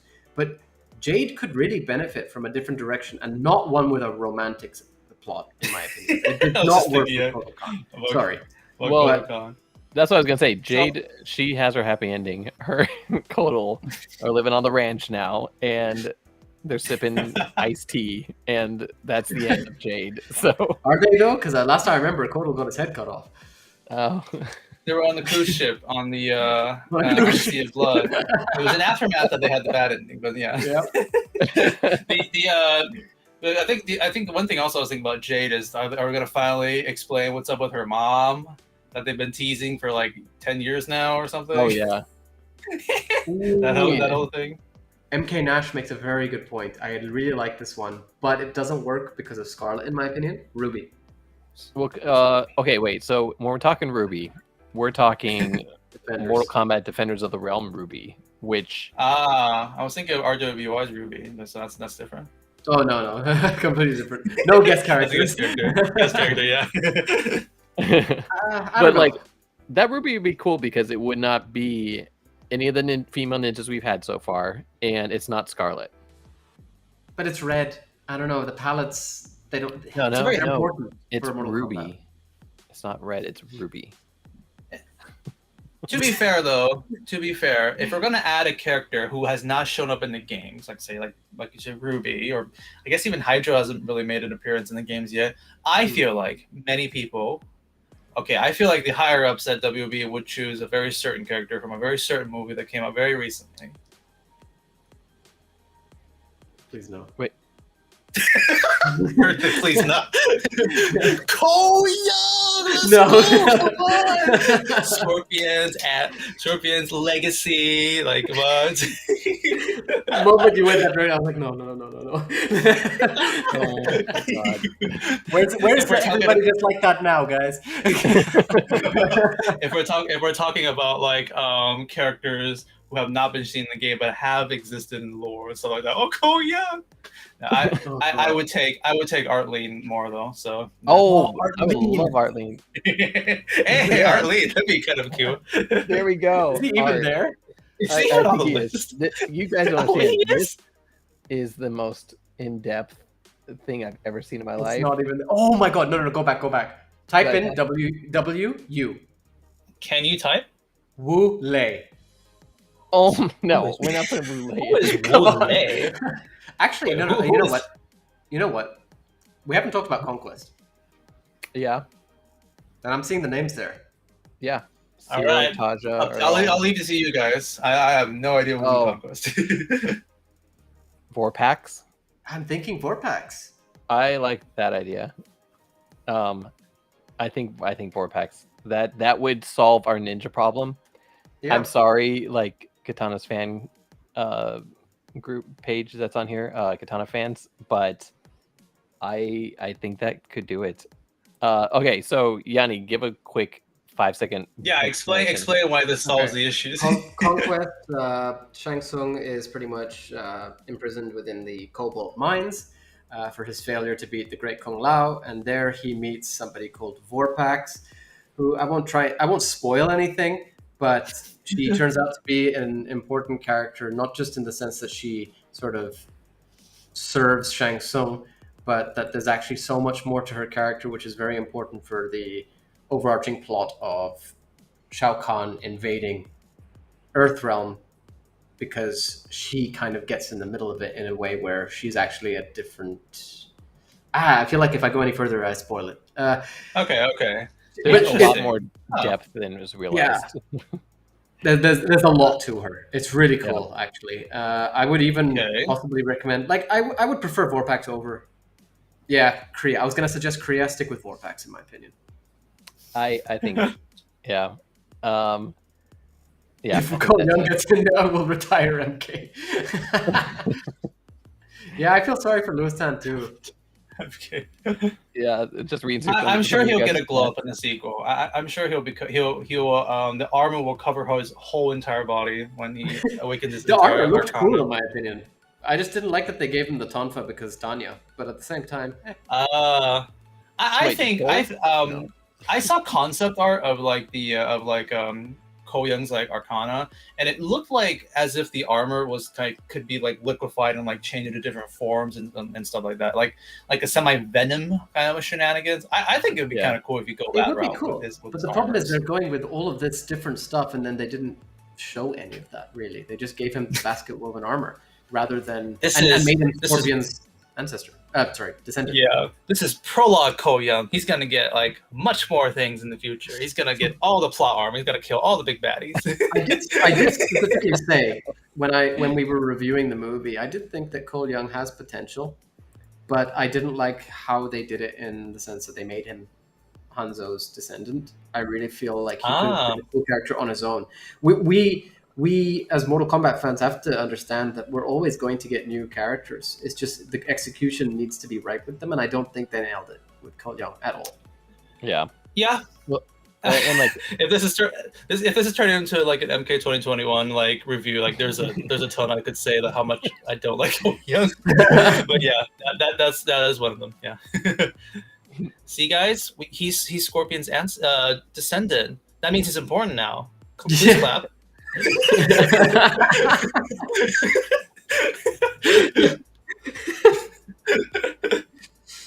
All right, so we got speaking of descendants and relatives, etc., we have Sub-Zero. But is that Kuai Liang or Bihan? And if it's Kuai Liang, where is Bihan?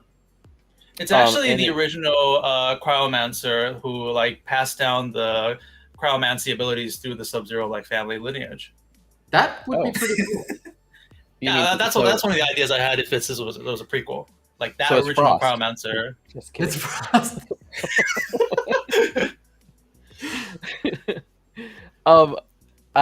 So wait, are you proposing that we add Noob to this? I mean, this Sub-Zero doesn't matter as an alternate timeline, but I do like the idea of having Noob on this roster. I think Noob could really work. Put him as a maybe, in my opinion.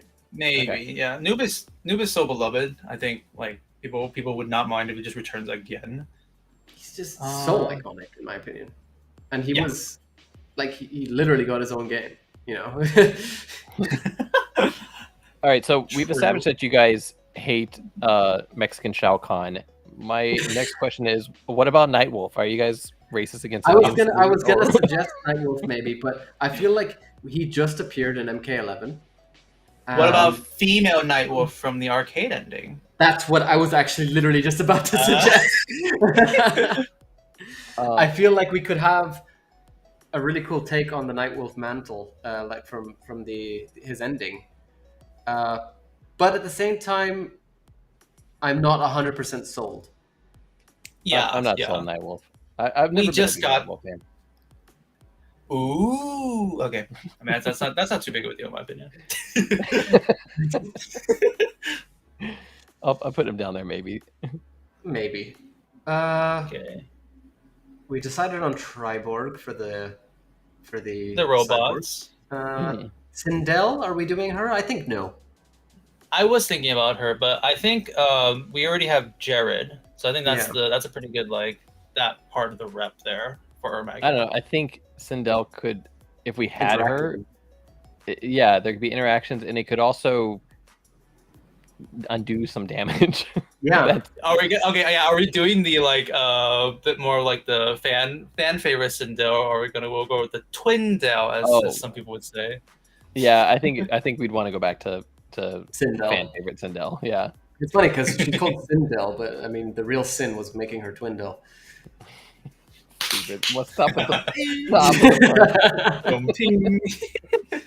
That's pretty good.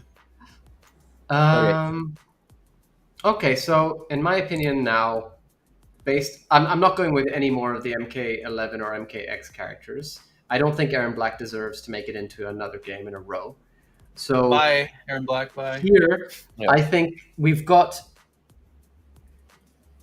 Shujinko, Sindel, Nightwolf, Noob Saibot. My opinion, Rain still possibly deserves a spot. And then there's also Hotaru, right? And Hotaru, for him. Yes. No. For him. Can you come on? Just imagine this. You have like a Chaos Realm and an Order Realm storyline. You meet Hotaru and he's actually a badass. Order Realm is boring. Like that's why nobody likes it. Everybody likes Chaos Realm because it's you got Havoc. Like that's Funny badass. and interesting, yeah. But that's the thing. Yeah. The Order Realm is so Boring. into Order. It follows Order so much that it actually, I don't know, like pushes it too far. And that's one thing that I found. Yeah. really interesting. I get the idea of that. I would rather have Jackie than Hotaru. Wow. Whoa. No, you take Whoa. that back. Whoa. Whoa. Were you trying to mic drop there and realize it was on a mound? That bad? I don't know. I actually kind of like the idea. If the story had Order Realm, Chaos Realm shenanigans there, then Hotaru would make sense. Like I agree with that. Hotaru was actually a great choice, and FANTiM is just racist against Order Realm people.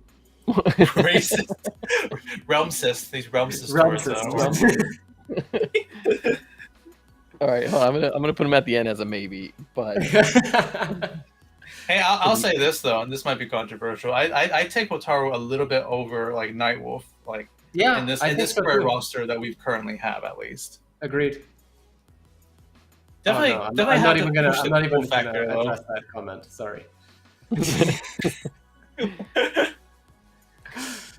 You want to stick Rain on the end there as well, and then we can decide between the final few. I think Really? Rain's out. No Rain. Yeah, no, No Rain.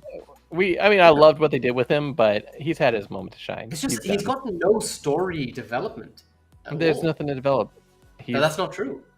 He's done. Like memes aside, like I'm going with actual. I'm trying to make a good game here. Defenders of the Realm gave Rain more story than the Mortal Kombat video games. Excuse me, have you not Just seen MKX's story? Have you not seen Defenders of the Realm? He was betrothed to Katana. I actually quite liked it. It was good. I loved Oh, it. spoilers! Oh, Spoilers! sorry. Oh no, Sonic hasn't watched yet. Yeah, but that sounds fun. I'm excited for that. Dave, we've decided that original characters will be separate from this roster list. Yeah. So yeah. I mean, like that's what they did with MK9. Really, they basically the whole roster except for Cyber Sub-Zero was like And Scarlet. the returning characters and stuff. Kind of doing that here in a way. Scarlet, Quan Chi, and Not the OC at least. I'm not kind of like. Oh wait, Freddy Krueger. was Quan Chi introduced in MK9? I don't think no, so. no. But I just mean he wasn't part of the actual MK 1 to 3. Yeah. Well, what I meant was like at least like returning characters. Yeah. Not just on MK1 and MK3. But Cyber Sub-Zero was original, right, from NRS, if I'm mistaken. Yes, that was. Yeah. That was a So we're kind of replacement doing for that with Cyborg this Smoke, here. right? What'd you say? What was That was a replacement. for Yeah, Cyber in the Smoke. story. Oh yeah. That's right. That's what they did, yeah. Ricky's on my side, by the way. Says he'd pick Hotaru over Jackie. Boom. Oh wait, do Hey, I need man. to go back up and find the Jackie pro Jackie comments on here? I can throw No, them in there. I'm good. We have pro Jackie. We have Jackie defenders here. What's going? What? We do. I love it. I mean, I don't love Jackie, but I love that there's fans out there. It's very interesting. I'm looking at this list that we have now, and I'm sorry if you're saying no to Rain. I gotta say no to Shujinko, and there's not much. It's You don't have a sorcerer. You don't. we do. We have Ermac. Ermac. Ermac's not a sorcerer. He is a embodiment of souls. He is literally a sorcerer ninja. He is. He can't change into different people, and this version of Shujinko could, and it would be badass. It would be such an interesting. Wait. So you're story. changing Shujinko's lore to make him Yes. fit your roster? What? No. No. You're No, making Shujinko evil. this is MKX lore for Shujinko. So it works. It's actually a bit of an argument here. If we're talking about like shape-shifting shenanigans or character using other abilities and stuff like that, we've got Chameleon. Yeah. Thank you. How do I Hey, kickstart that? I really love the potential of Shujinko too, but it's like if you just plop him in there, it's kind of weird without like. Shut up. Who's that? Who's that? GG Goonek guy? Shut up. Shujinko for Google Kong. Neck, I feel like you're saying all the characters that none of us want, which I love, by the way. Keep There you throwing go. them at us. Because you got Jackie Or and Snake has then you entered got my Quan Chi. body. No Quan Chi. See, MK Nash. Now, to gets be it. fair, Quan Chi didn't make it into 11, but no, I'm not going down that route. MK Nash says, make Shujinko go mad like Dark Raiden with his power, absorbing things being his go-to in gameplay. Like, that'd be cool. And Like Shang Tsung. yeah, but like, okay, Shang Tsung his gameplay doesn't work in Mortal Kombat 11 because even Mortal Kombat 9 not as well as it did in Mortal Kombat 2. But if you gave that same transitional gameplay to Shujinko, who could absorb a soul and switch into somebody real quick, like that would work. That's my opinion. But I think I'm outvoted on this one. Well, the thing is, I'm trying to think of who would replace Shujinko. Oh gosh, am I really citing? Oh no, wait. At least Hotaru against Nightwolf, I think. But who would we replace Shujinko with then? Like Rain. Rain. What? No. The thing, okay. I'm thinking if we're thinking of Rain, then maybe we should bring back like Katana or like the Melina argument, because like if we want a Dinya roster part here, basically. Yeah, well, I was actually going to suggest extending the two. Extending the two? What does that mean? What do you FANTiM knows what I'm talking about. Are you trying to give some more characters? I'm trying to add two more roster spots. Extending the two. Are you saying like making it like 1, 2, a bigger two? Not even a bigger two. We can make it a box. How's that sound? No, we're not doing that yet. There's a reason why like Katana might not be in this game. Maybe this is the MK11 ending where Katana and Fire God Liu Kang rule the next realm. So that's why Katana's not in this game. Hey. Yeah. And then Jade can be the next like Queen of Adinia. Oh, yeah. I can't believe this is such a delicate topic that we keep circling back to Katana. But if that's the case, and if we are going with the fact that Katana is with Liu Kang at the Hourglass, then technically, are we going to have Sindel and Jared? Or is it just going to be Ermac without Sindel or Jared? Well, the thing is, I think like Adinia characters really work in this roster because this is a prequel story and they live for thousands of years and stuff like that. That's why it makes so much sense for them to be in this story. Like with Rain. Yeah. Right, exactly. The Rain push is very strong. You didn't expect anything else, FANTiM. You knew this was coming the moment you chose this topic. I before we even started this episode, I was like, we're not going to end up with Rain on this. I'm not going to allow that. That's unfair. You're biased from the start. There's no reason. No, there's reason. You just don't like my reasons. All right, hold on. Let me pull up Shujinko first, and I'm gonna put Hotaru. I guess you might want to pull out like Nightwolf. Yeah. Nightwolf, yeah. Sorry, Nightwolf. Sorry. No disrespect. Okay, so would you look at that? One roster spot left for Rain. Oh, that's so good. There's no... This is an easy roster for me. I got my Reptile and Ermac in this already. I'm very happy. Actually, I thought we were gonna do something like, who are your top 5 like most wanted characters? All 5 of mine are already in here, so I'm just chilling. I'm just we gotta take one out then. Ooh. Bring the raging. Okay, I honestly think Cassie Cage should go in the spot. No, it doesn't make sense. It does not make sense. Solves your issue with Takeda doesn't make sense, honestly. Wait, Takeda's perfect. You leave Takeda. No, I mean like in this prequel story. Like Takeda doesn't make sense. That's why Cassie can also be here. That's what I'm arguing for you, FANTiM. There you go. Thank you. See, no, I'm against Cassie so bad. It replaces 2 characters. You replace Johnny. You replace, and some people do like her because I don't know, they do. I have an even better idea. Like, she has a pretty big fan base. I'm pretty sure out there. Hey. Yeah. I have an even better idea to do with fans. What are you guys talking about? See, GGG Nick has a kind of a good opinion there. No, you know how, this one. How Katana took Jade's staff and then Melina's sai. Where are we going with this? Why don't we have Melina taking Katana's fans? Oh, that would be so funny. Oh my gosh. I think you're gonna enrage. You know what? some Honestly, people in our chat. there is an argument to be made to not have Katana back because we already have a Win user, which is Fujin. Because Katana has Yes. some Win Yeah. shenanigans and stuff. and our I mean, this is a Vorpax very character. limited roster. We'll make it No, Vorpax too. in all seriousness, I don't think Cassie fits in here. I really don't. I Right, would that's why think, you don't like guns. Some people like yeah, guns. no, but it's not just that. It's the character itself just doesn't seem like she fits with the rest of the roster here. And sadly, I might even say the same about Takeda. I would actually argue that Kenshi might make more sense, or an ancestor of theirs. Oh, If we're Well, going with that logic, my You're opinion. taking out Earthrealmers. We need to represent Earthrealm. No, we don't. This is Earthrealm Mortal has Kombat. so much representation over the past how many games, bro. I mean, that's because it started off as only Earthrealm warriors. Now you don't have any. This is we have well, we got no, the Great Kung Lao, we've which is got the main character, basically. we've got Triborg. Technically, he counts. Ah. Sorry, he counts. We have. Is Tremor human? Yeah, no, he's Outworld. He's from Outworld, I would argue. Oh, okay. oh, he's from I Nightmare mean, we got Realm or Sub-Zero whatever. and No, he goes to Scorpion. the Dream Realm. Oh, But I'm pretty sure he's originally an Outworlder. Not 100% sure though. I need to check about that.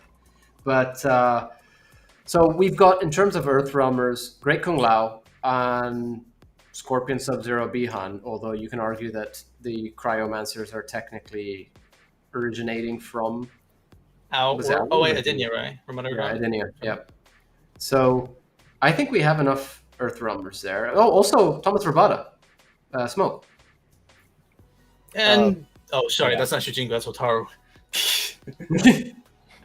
So I do have that white hair. I think, I don't know. My opinion is Cassie gets replaced by either. Rain? no face. No Face is a great idea. I do like that idea. What I the like heck? it. No face. As a pyro freak with mines. Could work. That but would be then a we do have surprise Triborg pick. with the flamethrower gameplay. Yeah, that's true. Yeah, but I mean, like a pure flamethrower, like maniac-y kind of an idea for no face. That'd be kind of cute. That'd be kind of cute. And that would kind of replace Aaron Black too as that guy that does stuff. Like I feel like face. Black Dragon just needs to be dropped this time. I really do. oh, And we you already think- have okay, Tremor you think of anyway. But maybe no face is just a rogue, like crazy pyromancer. I know, but I mean just in terms of actual ties, right? So you have Tremor already and No Face. Tremor is technically not part of the Black Dragon anymore, yes. And then you have No Face, who is technically part of the Black Dragon, but they still have those ties to it. I don't know, like, for me, I would love to see Chrome, by the way. Chrome would be amazing, but we've already had confirmation that will never happen, apparently. Yeah, I do like the idea of Chrome. Who is Chrome? I kind of forgot about Chrome. Fan-made, Yeah. fan-designed sort of character. He's pretty much like the white ninja in terms of white outfit. Oh. And he uses... Okay, well, to be fair, like Scarlet was always just a concept, like just the red female ninja, and she became Scarlet a was thing. more in of... Okay, so Scarlet was similar to Ermac in their origin, in the sense that Rutu... I can't even finish my sentence. Sorry, I'm the down chat for just- Rutu. I'm so down for Rutu. Okay, so Ermac and Scarlet pretty much came up with a glitch. I think it was an MK2, where Yeah. the characters would turn up as red palettes instead, right? So that kind of makes sense. But the problem with Chrome is that a fan has designed Chrome, so they could run into copyright issues. Oh, okay. Is that? I didn't realize that's why we never got Chrome. I'm pretty sure that is the main reason. That makes honestly. sense. And Okay. He's basically a T1000 ninja, like think Terminator 2, like chrome body that turns into knives and stuff. Oh, that's It's such a cool concept. Think prototype, but instead of the bio weapon, he's metal. He can shift his limbs into metal. It's really cool. Okay. Yeah, that does sound pretty cool. I love the idea of Rutu. I swear, I'm laughing so hard at this, but it would be so funny. Wait, what's Rutu? Who's Rutu? I'm gonna send it to you. Hold on. Oh no, is it a meme? He actually appears in the challenge tower, by the way. In MK9. Oh, really? Oh, okay. All right, let me see what we got. What? Pull Rutu up for Represent people who people don't know it on the stream. Oh, God. I would love Rutu. It'd be so funny. What a random character. It's like such a Thank you, random- Dave Savage. I love this suggestion. Oh, apparently he shows up. He showed up in Shaolin Monks. No, so No. Similar to Shaolin Monks. yeah, Okay. similar. Yeah. Show the desert image. Scroll down. Yeah, let me zoom out. There. Oh, okay. Okay, this is Rutu.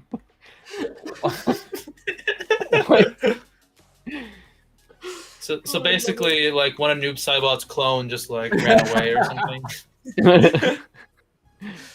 I think GGG Nux comment sums up the best. That's the best one. The best one. Just question mark. Belloc is not a bad suggestion. Who is Belloc?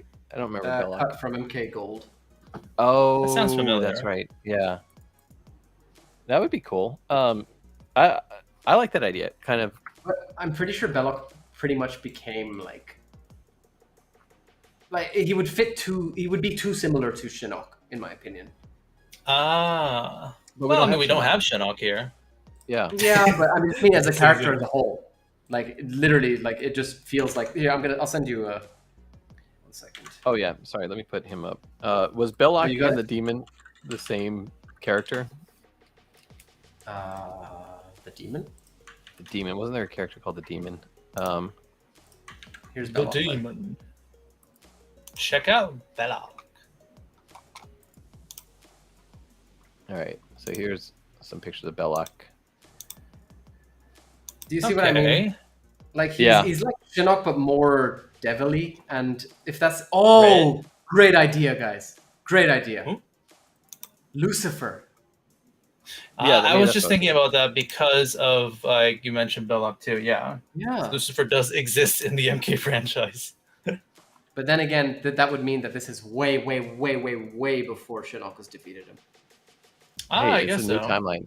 I mean, if King Kano can be out there, so can Lucifer. But then again, I don't know. Going with Lucifer feels a bit too generic, to be honest. Yeah, I think so. I also feel like if it's Lucifer, that would be one of the final bosses, and we've already got like 2 up there as that's a true. Yeah. contender. I like our 2 final bosses.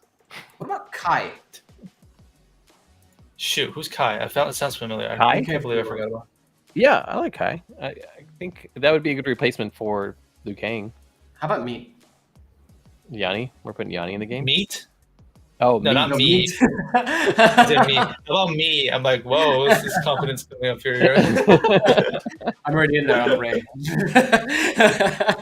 I took karate Oh, when I yeah. was 9. I can do it. Oh, Meat's a funny character actually. I love the theory back when MK9 came out. It's like, oh, you see that like body on like the altar? It's like that's Meat. Meat's gonna be DLC, guys. Meat right there. Oh yeah. Gugunek. I'm calling it Gugunek because it just makes the most sense. But replacing Sindel with Tanya or Kitana, I would like Tanya. I think we've chosen Sindel because it makes more sense with this whole roster. Because we're assuming that Ermac is partly Jared in some way. Good guy, and Sindel, by the way. going back in time. So Sindel, Kitana makes more sense to start with Sindel than Kitana, right? Sorry, Sonic, what was that? No, I just Good said guy. good guy Sindel. Good guy. Oh, Sindel. good guy, Sindel, yes.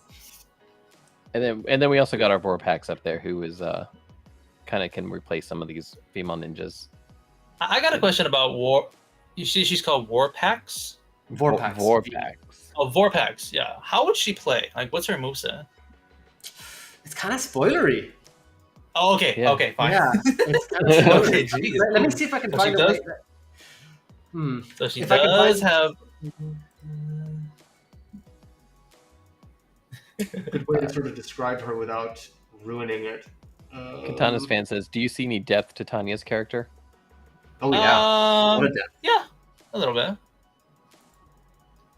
She's one of those bit of like a bit of a Shang Tsung-y kind of like, oh, should I trust her? I'm not too sure. Yeah. And there was also the aspect of like recently with her and like Melina and that stuff. Mm-hmm. Okay, the best way to sort of say Vorpax's abilities without spoiling it. So she technically doesn't have real supernatural combat abilities, but Okay. her character has some kind of ability which could definitely be spun in such a way which could be used as a supernatural ability. Okay. This will make a lot more sense when you watch Conquest. Okay. So they could be Yep. creative with her. Okay. Yeah, I think Vorpax could really work. My opinion for the No Face spot, my opinion of the 3 characters to replace No Face with are either, obviously I have Rain up there, 3 characters. I have Ashra, and I have, I guess Kai was the other option. No, was it Kai? I thought it was meat. Maybe not. Yeah, I'd say either Ashra or Rain, to be honest. Those would make the most sense to me. I wouldn't mind Tanya. I would like to see Kai. Goodness The other thing gracious, is I how- completely how forgot Kai about could be. who Kai was until I just searched him up. I'm like, yeah, there are some 3D characters where I'm just like, oh yeah, that exists. That's right. Kai just like popped back into my head. Like, oh my gosh, that's right. Kai is a character. I've got to ask though, why Kai over Ashra? What do you have against Ashra? I'm very curious.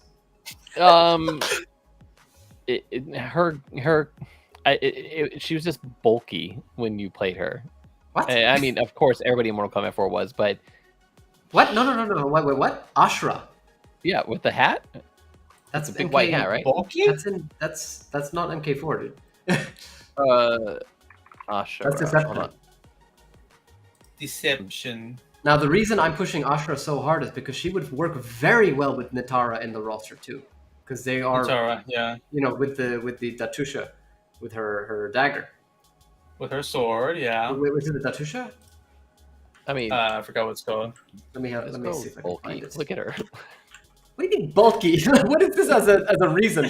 They're obviously gonna redesign her. I mean, like make her like Like, I don't know what this FANTiM comes up very with weird, random reasons. I swear. weird reasoning too. Bulky, like what? Yeah, it's the Datusha. Yeah. So the Datusha is a dagger which is sort of it's convinced Ashra to go around killing demons to purify it, and specifically, the Moroi, the vampires. Yeah. Although she does try to get Noob Saibot and completely fails at that. But I think she would work very well with Nitara on the roster too. Okay, Oh, actually, Ashra's character is very interesting in the aspect that I actually think she kind of reminds me of what a interesting. Well, I mean, she's not Order Realm, but what if she was an Order Realm character would do? Because she's like, I'm doing this because I'm an evil demon, and I must like slaughter a bunch of like these vampires who may or may not be probably are innocent in this case because she thinks they're evil and they're demons. But and I don't want to be that, which is like in her way it's right, but then like is it right? You know, that's always been like one of those things that kind of interests me about Ashra's character. It's like she's not really a good guy if you really think about it. Yeah, But exactly. she And represents the light side. that's such an interesting thing because she has such a light, color-coded design. She's the whole white and gold representing purity. Her abilities really seem like. I think one of her abilities in MK Deception was literally called Heavenly Light. It was so interesting because she's actually a demon. okay, I'll give you Ashra or Hotaru. Ooh. Actually, wait, hang on a second. I wouldn't mind actually switching out No Face for Ashra. Yeah, That way we that's would what I'm have like thinking. I don't think No Hotaru Face Havoc. works. The what do you call it? Hotaru Havoc, and then Ashra Nitara like dynamic there. Well, we do got Nitara in here too. Yeah, that's why I'm saying Ashra makes the most sense.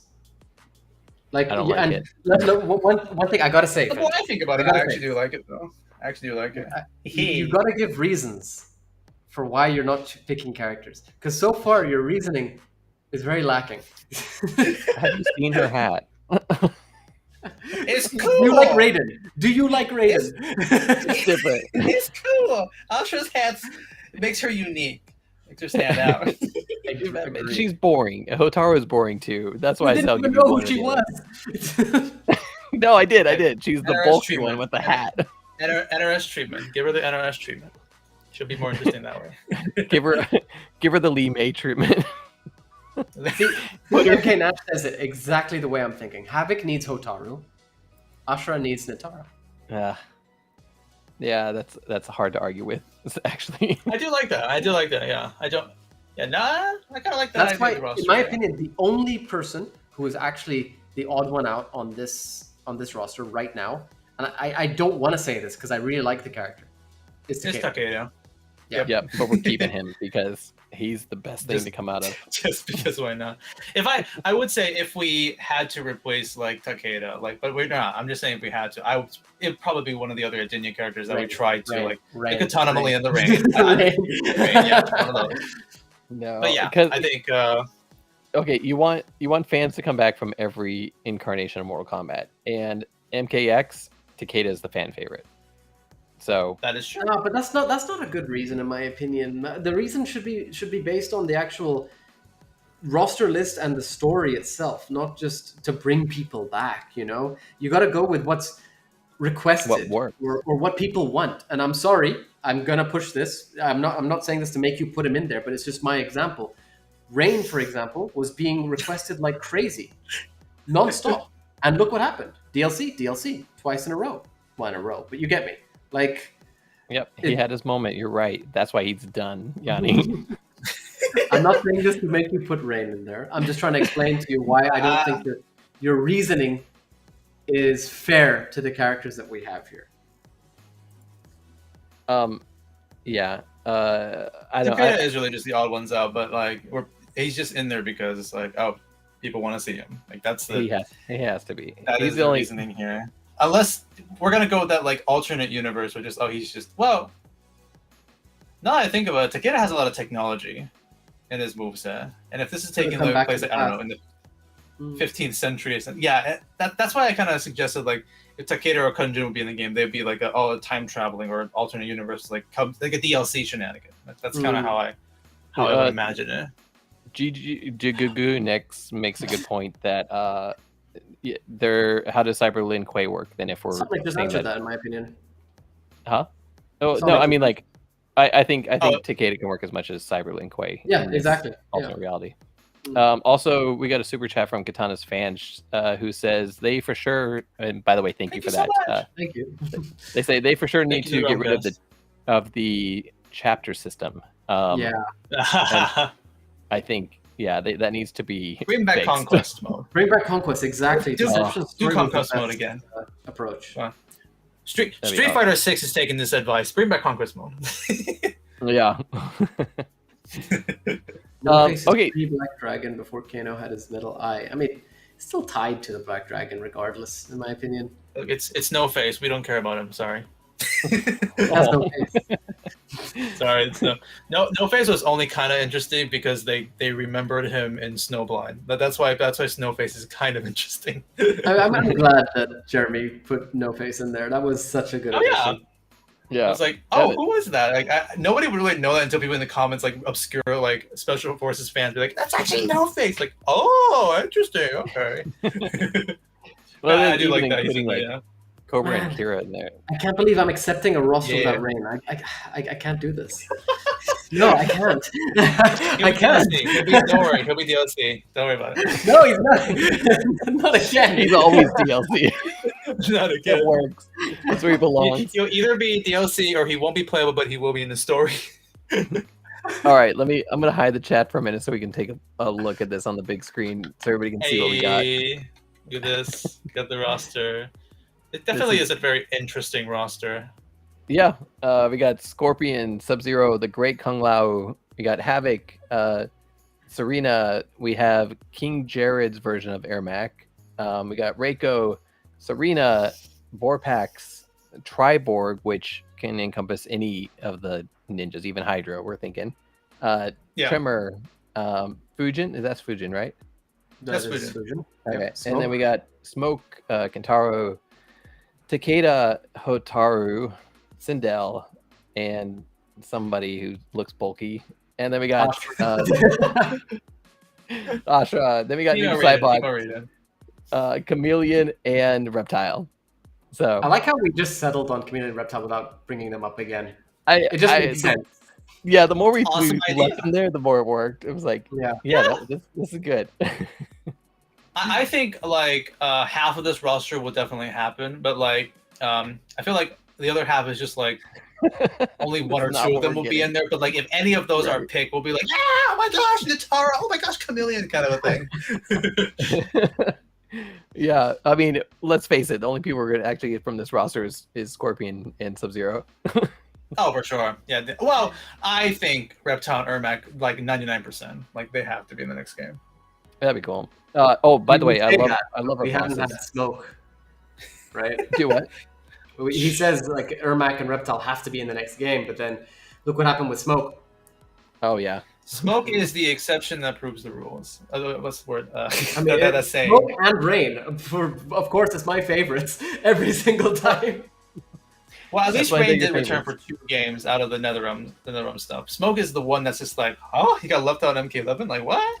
Like, you would expect him to show up again. Like it's one of those. They like to do that kind of like, you're in this, you're not in this, you're not, you won't be in the next game, kind of a rule, kind of a thing. Yeah. And Smoke really was the only one that kind of like broke the exception that I could think of out of the fan favorites. I gotta say, this is an amazing roster. Like, we are not getting this 100%. Oh, for sure. Nowhere That's what I near meant. Like, yeah, half. I would expect half of these would be right. That would be amazing. You I expect really don't half? think we'll get half. Yeah, I'd say some of them have a really great chance. At least like half. FANTiM, you need to screenshot this roster so we can have it for later, as MK Nash was saying. And don't forget Motaro and Onaga as the final boss and sub boss. Yes, which is a great choice in my opinion. I love it. I do like that. Oh, actually, I just thought about it. Like, probably I was like saying half right, and then the other half will probably be like 1 or 2 characters in here, and then original characters. Like they're gonna have to make a lot of original characters, right? I would assume. I don't know if they'll. I think they'll do guest characters before they do original characters. Like honestly, Not in the main No. roster. Not in the- oh, not in the fully main roster. believe- Yeah, you're right. You're right. They will Yeah, do new characters. They will do new characters 100%. Although, Okay. even though we do kind of don't want the guest characters, what guest characters would you guys like want to see if they Alex had, Mercer if they picked prototype. one? Who? Alex Yeah, Mercer okay, so- prototype. As MK Nash says, everybody name okay. 3 DLC from each of us. MK characters or guest? Please say MK. I don't know. Like that's the thing though. How about let's say at least 1 guest character? And Okay, then, I 1 guess guest 3. characters and 2 MK. Sure, Oh, sure, one yeah. I and think three. that could be fun. Let's do 1 and 2. Okay. Yanni, you go first. I'm sure you already know. Okay, I'll Rain. go after. No, you don't want Rain as a DLC though. Sonic, after you. Oh shoot! Like I said, like I already got kind of like my favorites here. That makes your choices even better because now it's just like, oh, I don't mind this person, blah blah blah.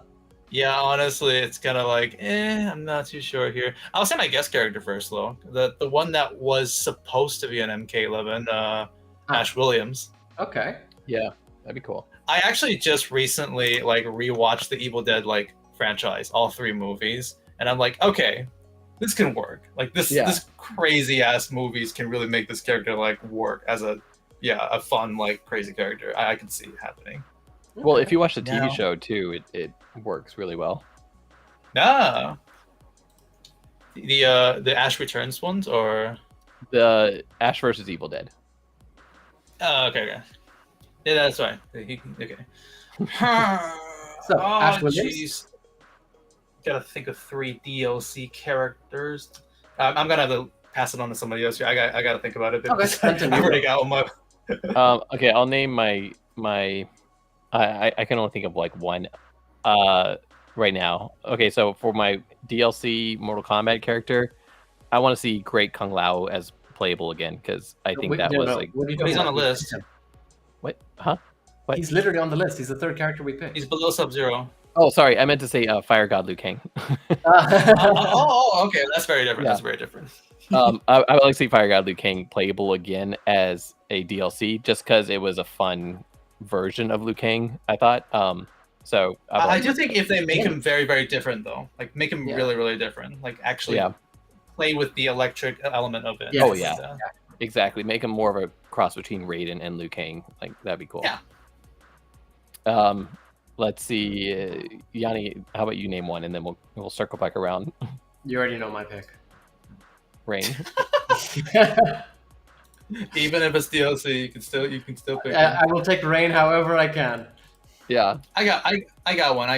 I wouldn't necessarily say like they're my favorite, but like I think it'd be kind of cute to have them as a DLC. Ferrotor. Oh, Interesting. interesting. Yeah. Yeah, they're Outworld. They could show up and stuff like that. And as DLC, I think it's not too shabby. Just like I don't think they do too much in the story, so that's why DLC could work. And also like Ferrotor, got a soft spot for them in my heart. They constantly show up in my videos as memes in a way. Tim, you next. Let's see. For I just had another Mortal Kombat character. I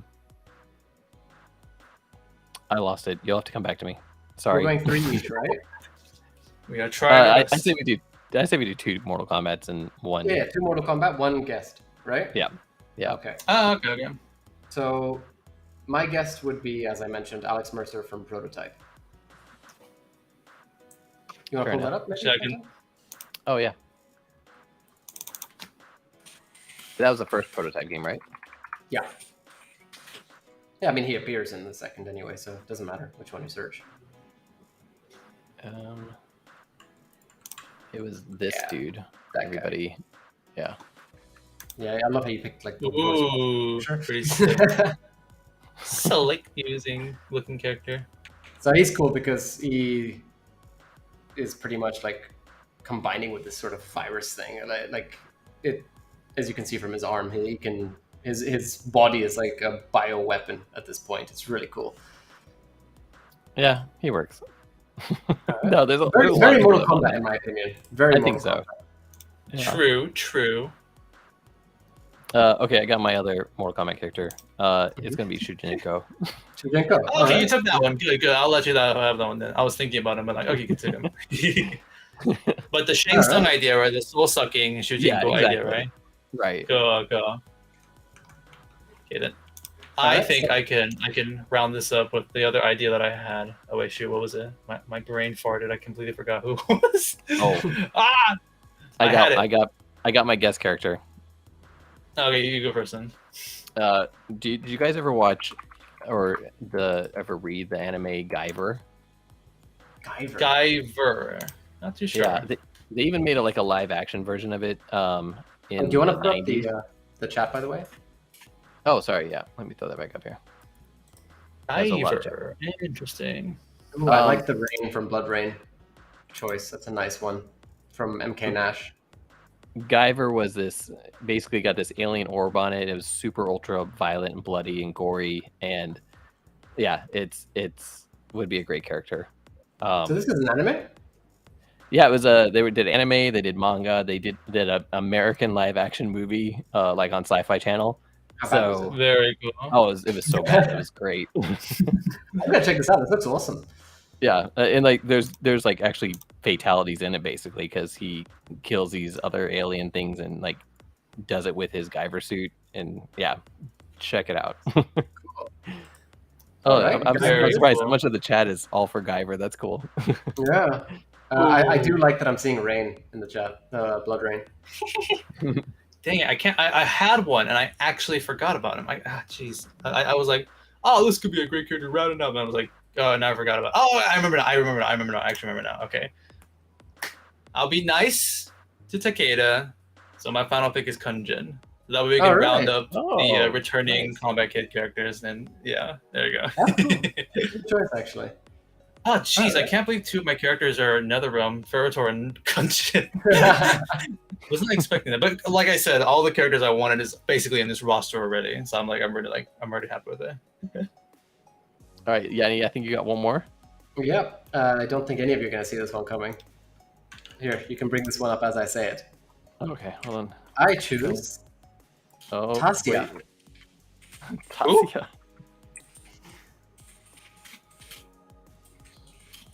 Oh, wait, what? Who?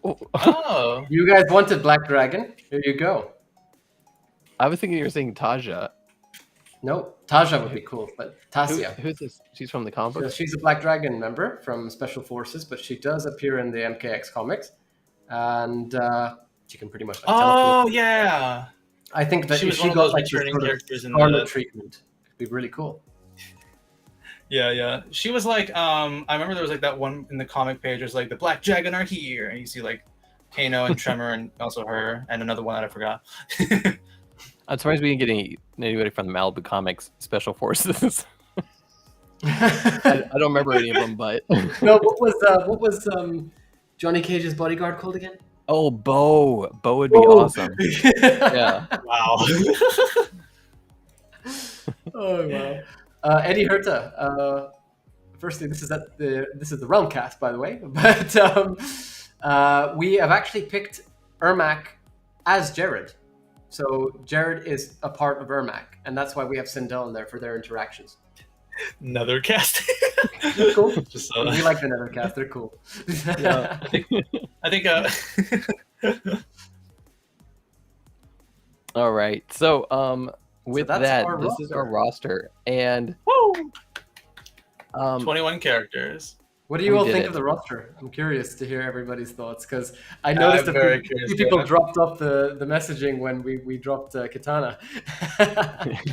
they did. They really did. I think it has a lot of fan favorites, but there is a lot of like staples that are just like not there, and I think that's going to be the controversial part about it. That's what I think MK needs to be like, actually, because it needs to be more cutthroat with the roster choices. Katana's fans, I'm 100% down for rock heavy metal. For me, Mortal Kombat is rock metal. I still remember Adema, Yeah. Immortal, etc. I mean, if you look at MK9 with the armory theme, all that, like for me, that's Mortal Kombat. Not rap can work. Who are the? Hip hop Oh, can- the Immortals, right? They were the ones saying the Deadly Alliance. The Immortals were for the movies, but Immortal okay, the okay. song was by Adema, a metal band. Yeah. Okay. And then like Mortal Kombat, the movie soundtrack with Typo Negative and KMFDM, and which was like hard electronic, not like the techno and stuff. Like, it was Rock, cool. I missed metal, this stuff. hard electronic stuff like that. Yeah, for sure. I'm totally down for that. Yeah. Like not MKX announcement trailer Generic. music. Not MK11. Oh my god, the superhero MK11 movie. No, the MK11 announcement cinematic. That music was no. I was thinking about like one of the release trailers where they played the classic MK music kind of remix with the cutscenes. That I know was, what you're talking about. Yeah. Was that for Aftermath or Ultimate or something? No, that was M11. That was just 11. Really? Okay. All right then. No, That I'm one I talking liked. about the That one one was where fun. where you've got Raiden and Scorpion fighting, and then Raiden With the kicks rapping. out Scorpion, and then other Scorpion turns up. Yeah, that one. Tara. Yeah. How you doing? MK Nash says MK12 soundtrack featuring Triple Red, Bad Bunny, Shakira, Bad Bunny, and Sam Shakira. Hey man, Scorpion's hips do not lie. It's gonna. The credits are gonna be played by Ed Sheeran. Is that a Pokemon reference? Yeah, yes. All right, Sonic, I think you got something else for us. What do you got on the Oh, agenda? okay. I'll try to keep this quick because we've been going on for a very. Oh my gosh, we've almost. Wow, gone we 3 went on hours. for a while. I didn't even realize. Wow. Okay, I'll try to keep this quick. I was actually going to DM you guys about this news because I thought it'd be something interesting that I'd like to tell you guys. So I my video topics are usually like I like to kind of like poke fun at some of the MK story mode shenanigans and stuff like that. And and then like so that's why I kind of like did like my most famous series is the MK11 like Sucks series, where I like kind of like take characters and like look at what they do in the story mode, and I kind of like just say poke fun of them and like do haha and stuff.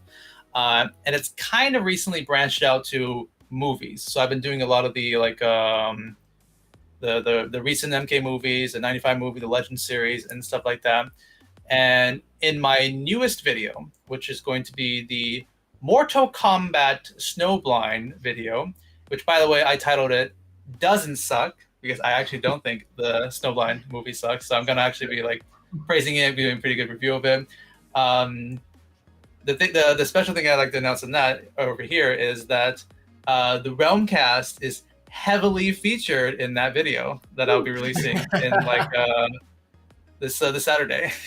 I am so excited. Actually, I sent this. You released a trailer recently. I sent it to Yanni. I was like, "Look at this! I love it. This is hilarious! I can't wait." Thanks. Yeah, you guys were in the trailer too. I put some of the scenes and stuff. My favorite part from the trailer is when I'm reading through the chat comments and I'm like, SonicHaXD. And do a little animation. But yeah, the two interviews you did with Jeremy Adams, I'll be using it like very, very thoroughly throughout my review when explaining some stuff or like just showcasing some interesting behind the scenes. And honestly, in my opinion, like because when you guys are doing the interview, I also like that was like kind of like the one time I also like woke up very early. That last time I woke up at like 4 o'clock in the morning to like catch the live stream and stuff like that. That live stream, in my opinion, was in all the interviews and like commentaries I looked at, probably the best and most informative out of everything that we've gotten. Like all the questions that you guys like asked and like chatted about. So like I really appreciate you guys doing it with Jeremy Adams and stuff. Oh, thanks, man. Yeah, nice. Thank you. I personally, I was like, because you guys were chatting and you're thinking, okay, we're not spoiling too much or like not trying to get you in trouble with the things that you're talking about. And when I'm listening to it, I'm like, oh my gosh, this is like so many info about the movie that I never knew about. It's like insane. See, one thing we always do try to make sure of is because yes, of course we're there to get we want to ask questions, we want to get information for the fans and everything and for ourselves, etc. But you know, we want to be friendly and respect our guests too. So what they can share, we'll ask. If they can't, it's no problem. They can just say so. But we're gonna ask. That's awesome. Yeah, that's the announcement I want to make. Just basically, like you guys are featured in the upcoming Snowblind video. So yeah. Well, awesome! I can't wait to see it. And for anybody who doesn't watch, you need to check this out. His channel. I'm gonna pull up the trailer real quick if that's okay with you. Oh yeah, totally. Yeah, totally fine. It's every time whenever I release like one of these big projects, I will do these out of context kind of like trailers, where I literally just put like things that really don't make a lot of sense, just to jam into like something funny. And I always save the best stuff out of the trailer. Like I always try my best to not spoil like the things that I really like worked for and stuff like that. So that's out this Saturday, right? Yes, it's nice. I think about like 30 hours from now, I'm gonna premiere it. All right. Oh, cool. and just a heads up though, for some reason, like my video length is I don't know why I keep doing this, but like I started off making like my Total Con Sucks video, which was the one that really blew up at first. That was 10 minutes, and then like kind of shortened it to like 5 or 4 minutes, like, and then it kind of became like 15 or something. Like okay, that's kind of long for me, and then like. When I started talking about the movies, I talked about the whole entire movie, and that became, on average, an hour for the whole entire video. And this video is my longest, which really shocked me, because I feel like, Snowblind, relatively small movie, relatively like small scale story. Like I have way more to say about like the 2021 movie, maybe, or even the other Legends movies. Like I'm sure I won't talk too much about it. It's an hour and 40 minutes. Wow, oh my gosh. Like I'm excited. What happened? How did I make it so long? But I do try to keep it like very entertaining and like try to like the video will showcase like reactions and like all sorts of behind the scenes stuff. So I hope it will still be enjoyable like throughout, even though it's that long. All right, well, so Sonic, do you want to play this whole thing, or should I just play a clip of it? Yeah, sure. It's only You 2 can play minutes. the whole thing. I don't really mind. I Yeah, don't want to take away from your channel, but this is great. no problem. No problem. Kenshi isn't dead, just blinded. Yeah, good luck, yes, Sub-Zero. You're totally gonna outrun this motorized vehicle with your mule. Reference slam. Hot lean. Tremor grabs Kenshi with his magma rock hands. The higher-ups at Warner Bros. And welcome Jeremy. Like, why? I had to double up the KK in a wheelchair sensor bar. Did you just accidentally reveal Noob Sidebot?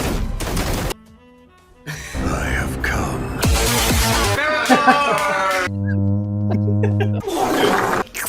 I don't understand. What are you talking about?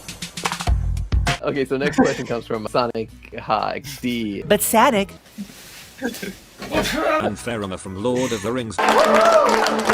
Kodo shows up on the wheelchair. I hate Chronica. Fly again! Who demolishes Shant's son. Quit me, boy. I will rip you apart. She has to live long enough for all the Rule 34 art. Scorpion being chased with Ermac, you know, all that stuff was a little With long. Ermac too.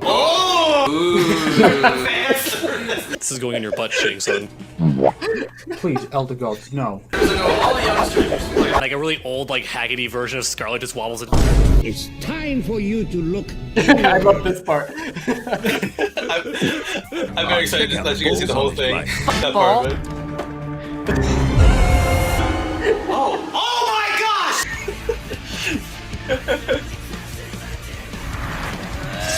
There's nothing you can do to stop him. Those don't matter. The only thing that matters is this chicken! By the way, if you want to see this video Oh, early, this is just like a then little you- preview at the end. You don't need to see this part, but yeah. Looking back on this trailer, it's like a lot of things like they don't happen like in that order. Like when you say like the with Ermac too, it's like no, we don't make the reaction ooh part. That's like our reaction in the movie, but I just use it in the trailer. I love it. The Laura asked about the 3D figure of Kotal again. Right here. Custom made special KK wheelchair. It's just, I mean, it's a Xavier like wheelchair with the protocol model like put on here. It's funny. I've actually had this model here for so long that like this part which should be like this is like already like flattened down here. I just letting him sit on the wheelchair. So that's it. Very fitting. Very fitting. I just saw that Dave Savage had to go. If you're still in there, it was good having you, man. We'll catch up soon. Yeah, it's been great having all of our guests. You guys, I'm dying right now. It's the Iroh. It's the Iroh part that gets me. I'm looking very forward to let you guys see the whole thing because that part, like, I hold his whole entire speech in that style, and I think it fits so well. I think it was I think like one of like $200 or something was like you got to do an Uncle Iroh speech thing, and I was like, I'll That's try. exactly Like, what was going through my head there as well when I watched the actual movie. So it's perfect that you used it. Yeah. Every time I watch that trailer, I see something new. Like I saw an Among Us toy this time. Like, what is happening? I put the Among Us doll for like avoiding spoilers at that scene. So I was like, oh, because I'm like when I talk about the scene, I'm like, oh, the when the twist happens and I show that it's like the Among Us doll. So I don't really show the scene yet in the video. Yeah. It says I use the Among Us doll. Got a lot of good stuff to look forward to then. Thanks. Well, Sonic, thank you so much for joining us on the Soul Stream. It's been so fun chatting with you and with everybody. Hilarious. Thank you, man. Yeah, I love it. Same. Yeah, I had a great time. It's been really really pleasant. I've always watched a lot of your podcasts. I was really happy to be able to finally be on one. That's been fun. A lot of fun. Well, thank you, Sonic, as well. And thank you to all of our listeners, too. I see everybody's enjoyed this one. This one was a lot of fun to do, not just with Sonic making us laugh the entire time, but also just, picking the roster and everything. It's been great. Let us know what you all think of our roster choices, because we're definitely going to post that. I want to see how people react to that. But They're going to hate it. Yeah, they're going to hate it. But at the same time, I think a lot will appreciate it. We've not actually announced our next Realm Kast episode, but we will be doing that soon. So just keep an eye on it. We have it. We just haven't announced it because Yeah. we're trying to decide which one to release. Yeah, we have a few. Like we keep mentioning, we have so many recorded, and it's just which one's next? But we'll announce that soon on the usual platforms. So just keep an eye out for that. In the meantime, don't forget that Mortal Kombat Online has these other programs such as Fan Fight Fridays, which are 6 to 8 p.m. on Fridays, of course, and then Survival Saturdays, which are 9 to 11 p.m. This is Eastern time. Yeah. Yeah, Survival Saturdays, thanks. You said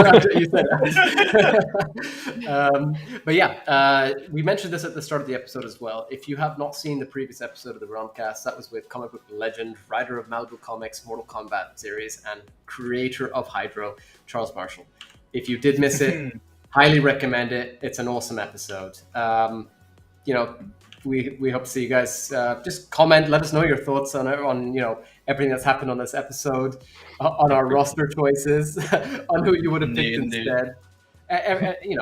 We just love your support and everything. It means a lot to us. So let us know. Always. Yeah, and Sonic, before we let you go, why don't you tell everybody where they can find you, because your stuff's great. And yeah, you can just find me on just type SonicHaXD. It probably shows up on YouTube, and you might get some weird thumbnails because I usually put a lot of effort into those. Just pop up like shenanigans. Find me on Twitter, on YouTube. 90% of the time Mortal Kombat stuff, and then 10% of the time something random, because I just usually like to edit shenanigans. But yeah, you want to see long form essay-ish reviews of like MK stuff that are entertaining. That's what I try to provide on my channel. And it's cool content. It's fun content too for everybody who hasn't seen it somehow. And again, please don't forget. I'm so blushing. I didn't know you guys watch my videos. Oh, man, yeah, we do.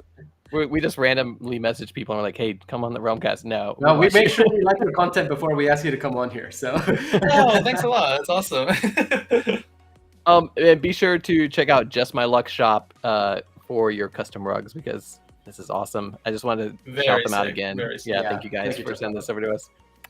And then you can find Yani and myself, FANTiM, on the Mortal Kombat group on Facebook, as well as Yani on the Mortal Kombat meme realm, which is on Facebook and Instagram. You can also join our official Discord channel hosted on Mortal Kombat Online server through the link in the description, where we discuss Mortal Kombat along with our listeners. And special thanks to Uppercut Editions for their continued support. The Realm Kast is the official podcast of Mortal Kombat Online. And you can catch up on all episodes of the Realm Kast on realmkast.com, where you can also find our calendar for all upcoming content as we decide which one to release. Thank you very much. Thank you, everybody.